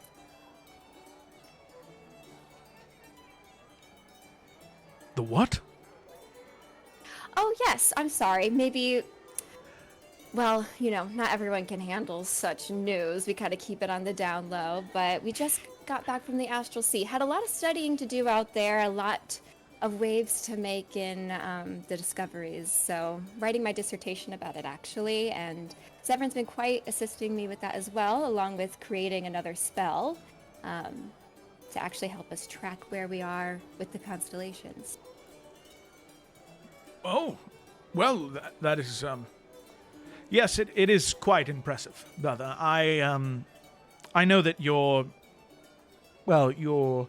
tourneys have always been a great source of pride for you, and the Green Lady tourney that's a big deal, and I was going to wait to tell you until after, but, well, I suppose it's... No matter. I'm sure Elric had many things to tell us about what he's been doing while we were gone. What have you been doing before now? Well, you see, there have been a string of tourneys that I have been to. Interesting. Yes, we just did a tourney before we left as well. Nalfian, the knight, for House Forrester, actually won it. Yes, I had heard about that. Many congratulations to Sir Nalfian and to House Forrester. I hear that they are accomplishing great things. And so that means, Zevran, you have been assisting House Forrester then? Yes, it does. It has been a great honor. Lady Forrester is one of the brightest nobles I've seen in quite some time, regardless of her age, and I think that Sir Nalfian is one of the bravest, smartest knights I've ever known. Yes, of course. Of course. But, of course, you all seem like you're doing a great job solving this puzzle, right? How's that going? Yes, very good. We already have it all solved, and we're ready for tomorrow's event. Oh, that's wonderful. What did you think about the Sylvan? A very hard code to crack indeed, but with the greatest minds that we have in here, we definitely decoded the Sylvan language. As you can see, a couple of individuals, they scatter away and grab a couple of books and come back as they grab the scale and begin writing things down. Well, since you have it handled, Yes. I won't worry about offering our services. We were just thinking, maybe a little bit scratch your back, we'll scratch, kind of. No, of course. I no assistance needed here. As I said, we have the riddle all figured out. But I Wonderful. appreciate the offer very much. Yes, well, Zevran, it was great seeing you. We should definitely catch up some other time. But of course, Well, why not now? If everything's solved, we solved ours, you solved yours. I mean, I'm sure you're plenty prepared for tomorrow. We can actually catch up now. Because I personally, Zebra and I have grown quite close, and I'd really love to know his family a little better. Quite close, as he looks to Zevran. Tatiana. I am, and you see the confidence meters very visibly decline as you see him be humble for once since you started talking to him. I am incredibly enticed by the offer to catch up with my brother and yourself, Lila. But well, there's more that I need to prepare. I believe that well, I maybe have just had a breakthrough about the riddle, I suppose, and I'd be more than happy to catch up tomorrow after the event. But for now, yes, well. I must get back to it. Of course. Well, tomorrow it is, and I'm looking really forward to it. Me as well. Yes. Well, And real quick before we go, how did your dragon go? What did it take from you? Did it take anything? Yes, the the dragon, the green dragon, it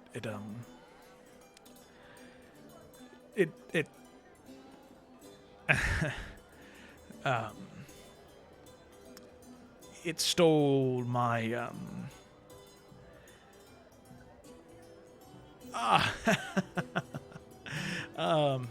Does she sense that this is a tough topic? Because, she could also be like, never mind, move on from make it. make an insight check. Okay. 'Cause now he seems almost embarrassed, and that's not what she was trying to do. Okay. Oh. Yeah, you're not exactly sure. It doesn't seem like it's something that is making him uncomfortable, just that he is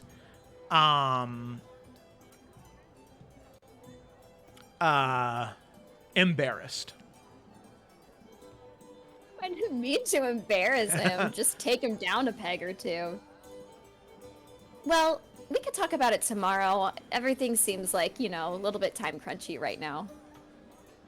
Yes, of course, and it really wasn't. Yes, well, of course, I am flattered at the proposal of a meeting tomorrow, and I look forward to it. Wonderful. Yes. Well, farewell to both of you. It was good seeing you, Zevran, and Lady Tatiana, and I look forward to our encounter tomorrow. Yeah, and as they leave, she'll just, put her, the whole, arm around arm thing. Okay. So you can see Zevran, he smiles. Farewell, brother. See you tomorrow. Good luck in the event. And with that, Yes, best of luck. the two of you leave. And as you do, you get a fair distance away. Zevran goes, I cannot. Did you see the look on his face when you said the astral sea? Yeah, that was so good. Oh my gosh. I mean, I didn't think he was gonna, I was kind of hopeful at first that he wasn't gonna just start being a little bit, rude. Because I was gonna hold back until that happened. I thought it was gonna be at least after meeting him for the 5th time, but he opened right up out the gate. He is confident in his abilities. At least he was, I suppose. And please, Oh my god. I have a feeling I know what the Green Dragon took. Oh? You see, Elric, he's a little bit obsessive about his legacy. He wants to be remembered. Of course, I love kingdoms and castles, right? But I believe that the Green Dragon, knowing who they are, would have taken it, not because they wanted it, but Green Dragons are malevolent. They like to manipulate people.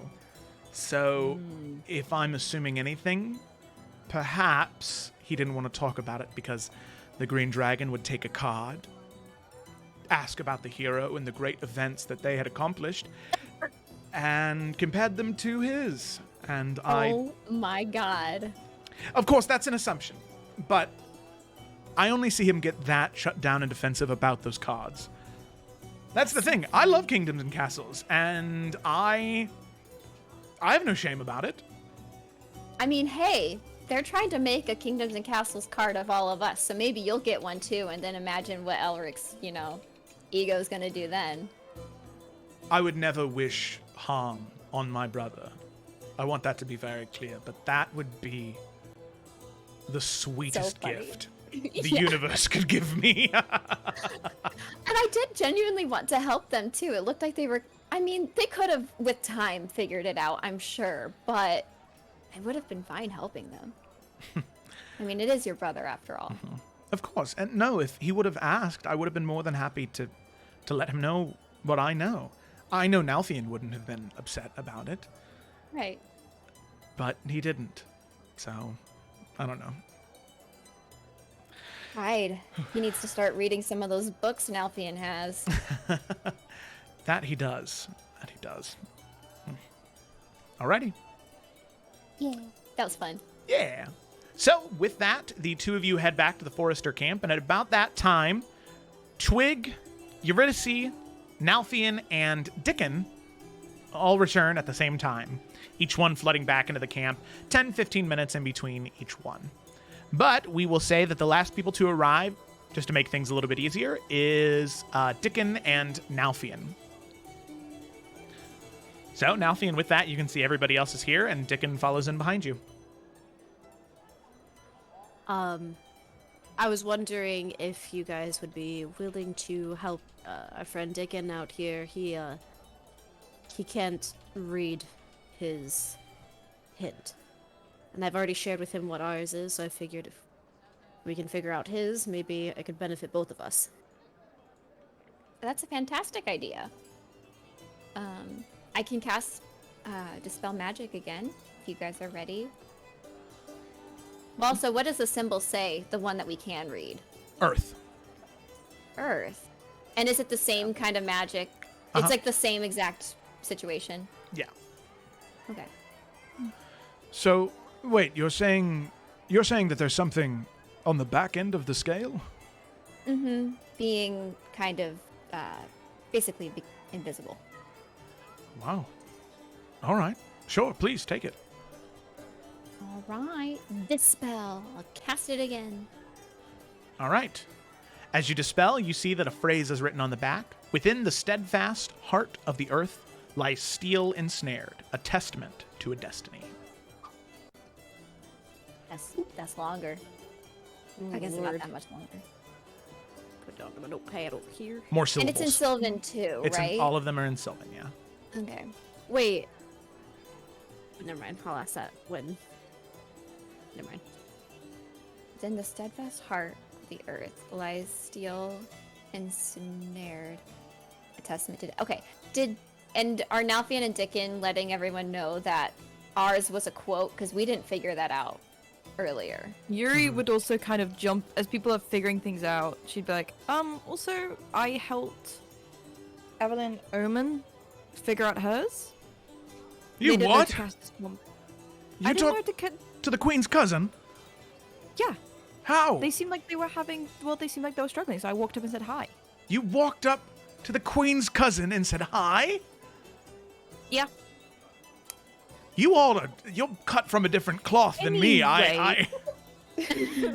They didn't know to cast Dispel Magic. Well, they didn't have it ready, so I cast it for them, and theirs said on it, a destined blade awaits the call resounding through the halls of time.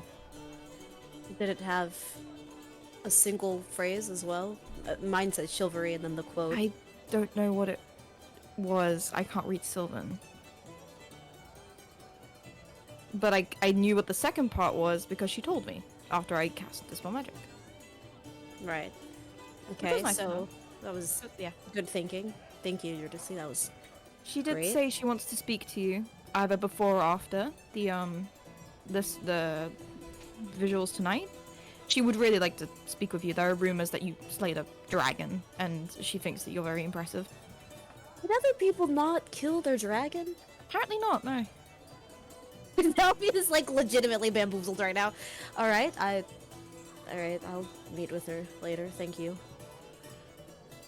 She didn't seem hostile or anything, right? Nothing No. suspicious. She genuinely seemed really impressed. She said that you two are part of...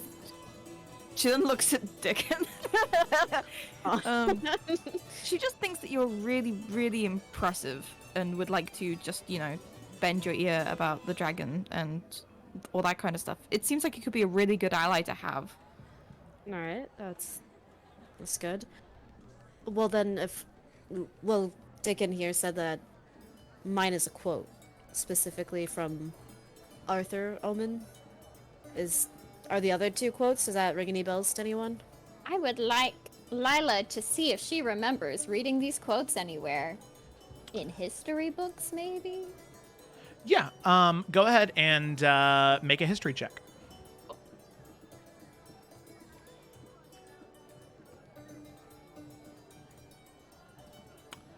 $17. Okay.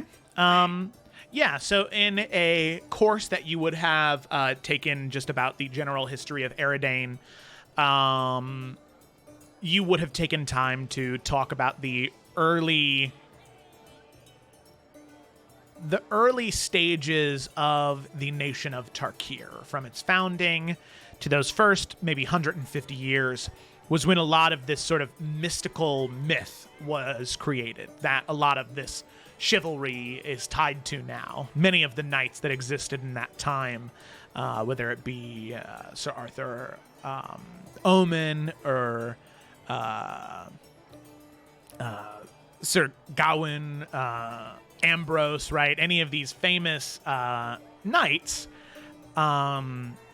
This was actually written by one of the main advisors of Sir Arthur Omen, his house mage Merlin. The two phrases are actually a single quote by Merlin. So the full phrase reads, "Within the steadfast heart of the earth lies steel ensnared, a testament to destiny. Destined blade awaits the call, resounding throughout the corridors of time." It's one chunk in his writing, but it's specifically referencing the day that Sir Arthur Omen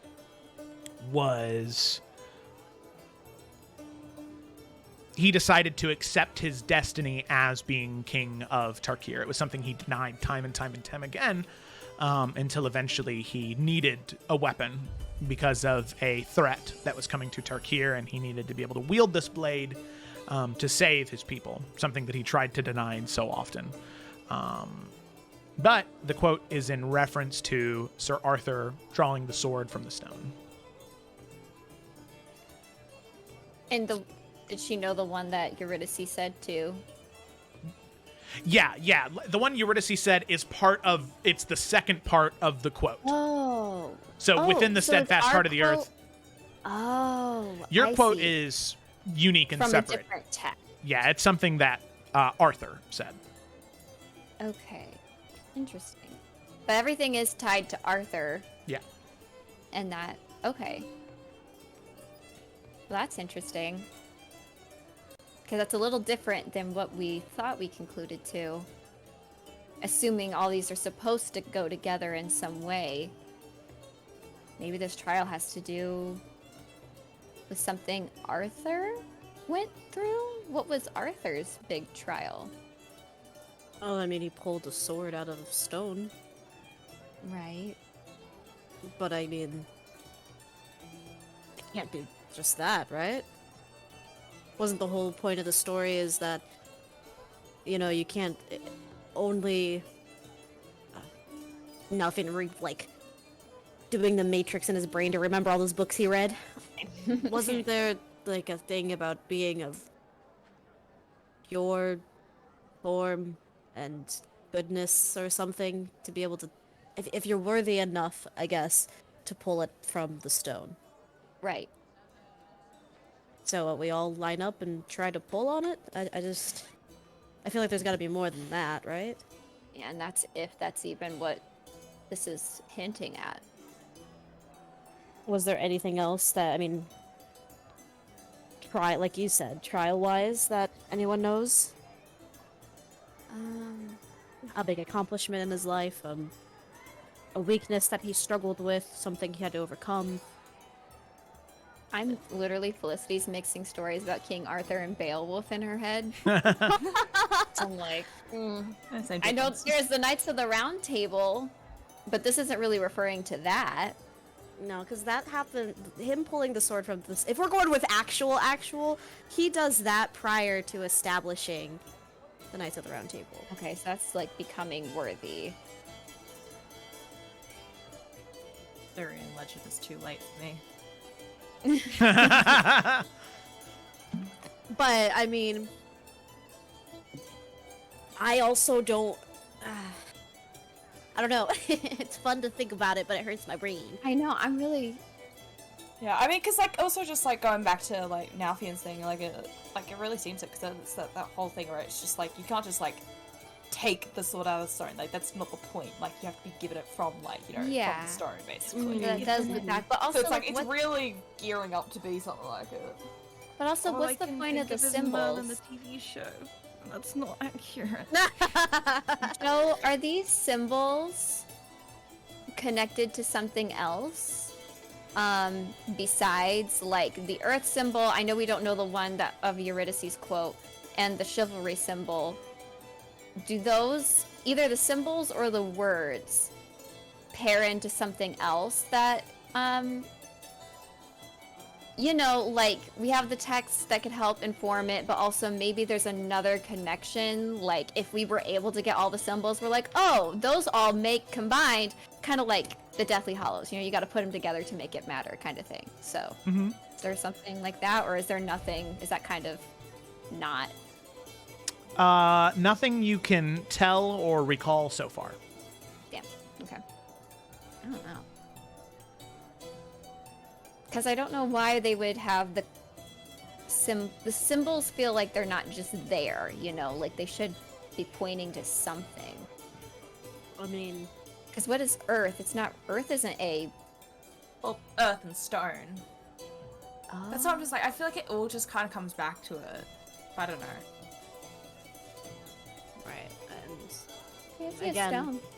I can always ask around this evening after the services are over. I would assume at this point, all the knights for the most part have at least figured out either the quote or, at the very least, the word that they were Well, given. Some of them are still struggling with the language it's written in, so I wouldn't be so sure. All right. Well, I mean, that's not fair. I asked Nalthian for help. I don't know how to speak Sylvan. No, not you. Sorry. I wasn't referring to you. Oh, okay. Sorry. I thought you were talking about me. Nope. All right. Then no offense taken at all. Some other Lila dope, I'm sheepishly sure. shuts up. Lila talking about dumbasses.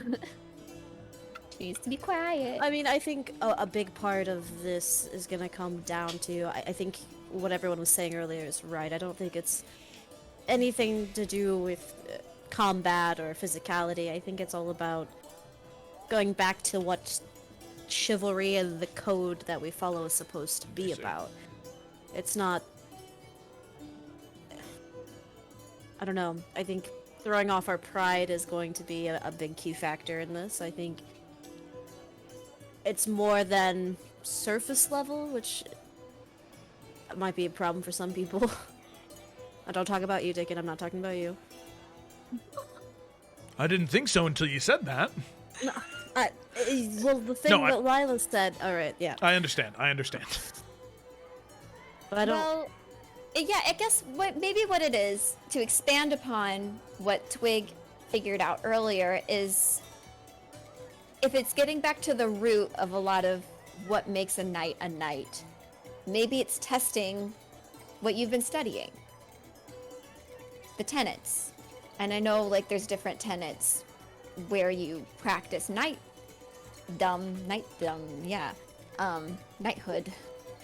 That's the word.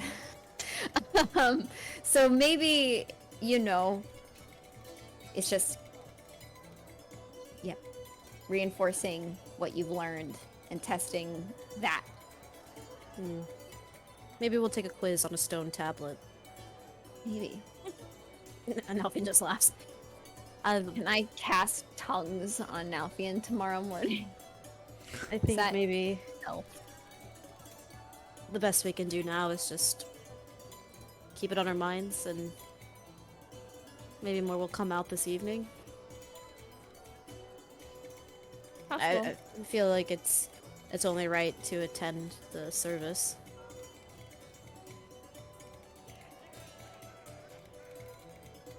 No, we should. And Twig, I assume Twig introduced the four people. Yeah. Yeah. Delphine would volunteer to help get them set up and introduced with Isabella and all of them, so that way they can start doing something so they can feel involved. But Nelf would help that transition. As you're doing that, I would say that Osric the Lionheart is the moniker that was given to him. He would stop you as you get to just you and him, showing him his tent. He says, excuse me, Sir Nalfian, may I have just a moment of your time before you depart? Oh, yeah. What can I do for you? Well, I have been serving as a guard for several years now, and I always, since when I was little, I always wanted to be a knight, but I never thought it was possible, It was always something that I wanted to do, but, when you hear about Sir Arthur Omen and Sir Gawain and Sir Lancelot,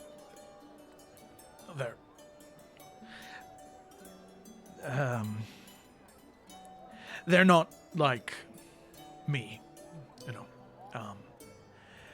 and I just wanted to say, hearing about Highland Pass and what you've done in the tourney, and all I'm trying to say is there are people who never thought they could be a knight because they didn't fit what the stories described. And I guarantee you there are a lot of other people like me who take a great deal of inspiration from what you've been able to do, regardless of how someone perceived you. Wow. Thank you. I'm sorry, No, I listen. didn't mean to... No, I really appreciate that. I'll tell you right now, it's not about what's out here. He kind of like gestures to his face. That's not what makes a good night. It's all about what's in here. Kind of taps on his chest. That's what's important. And from what Twig has told me about what she's learned of you, I mean, man, you're already more than enough there. Don't let all these people confuse you. Don't let someone else's hate and disrespect stop you. Anyone can be a knight. But not everyone can be a good knight. And I think you'd make a fine knight. A damn good one. And I'll offer his hand. Yeah. Osric will shake it. You can see this genuine happiness wash across his face. Thank you, Sir Nalvian. Thank you. You've made my night. Maybe when all this is over, we can train a little bit together. We can see what you got. Sounds wonderful. Thank you. I'll give him another little shake. Yeah. Nalfian, as you walk away from Osric, you see Danny comes from around a corner, God. probably digging in some trash or something as he comes around. And he says, hey, can I talk to you real quick for just a second? Yes? What are you doing? What's on your face? Don't worry about it, all right? Listen. Is that guy trying to take my job?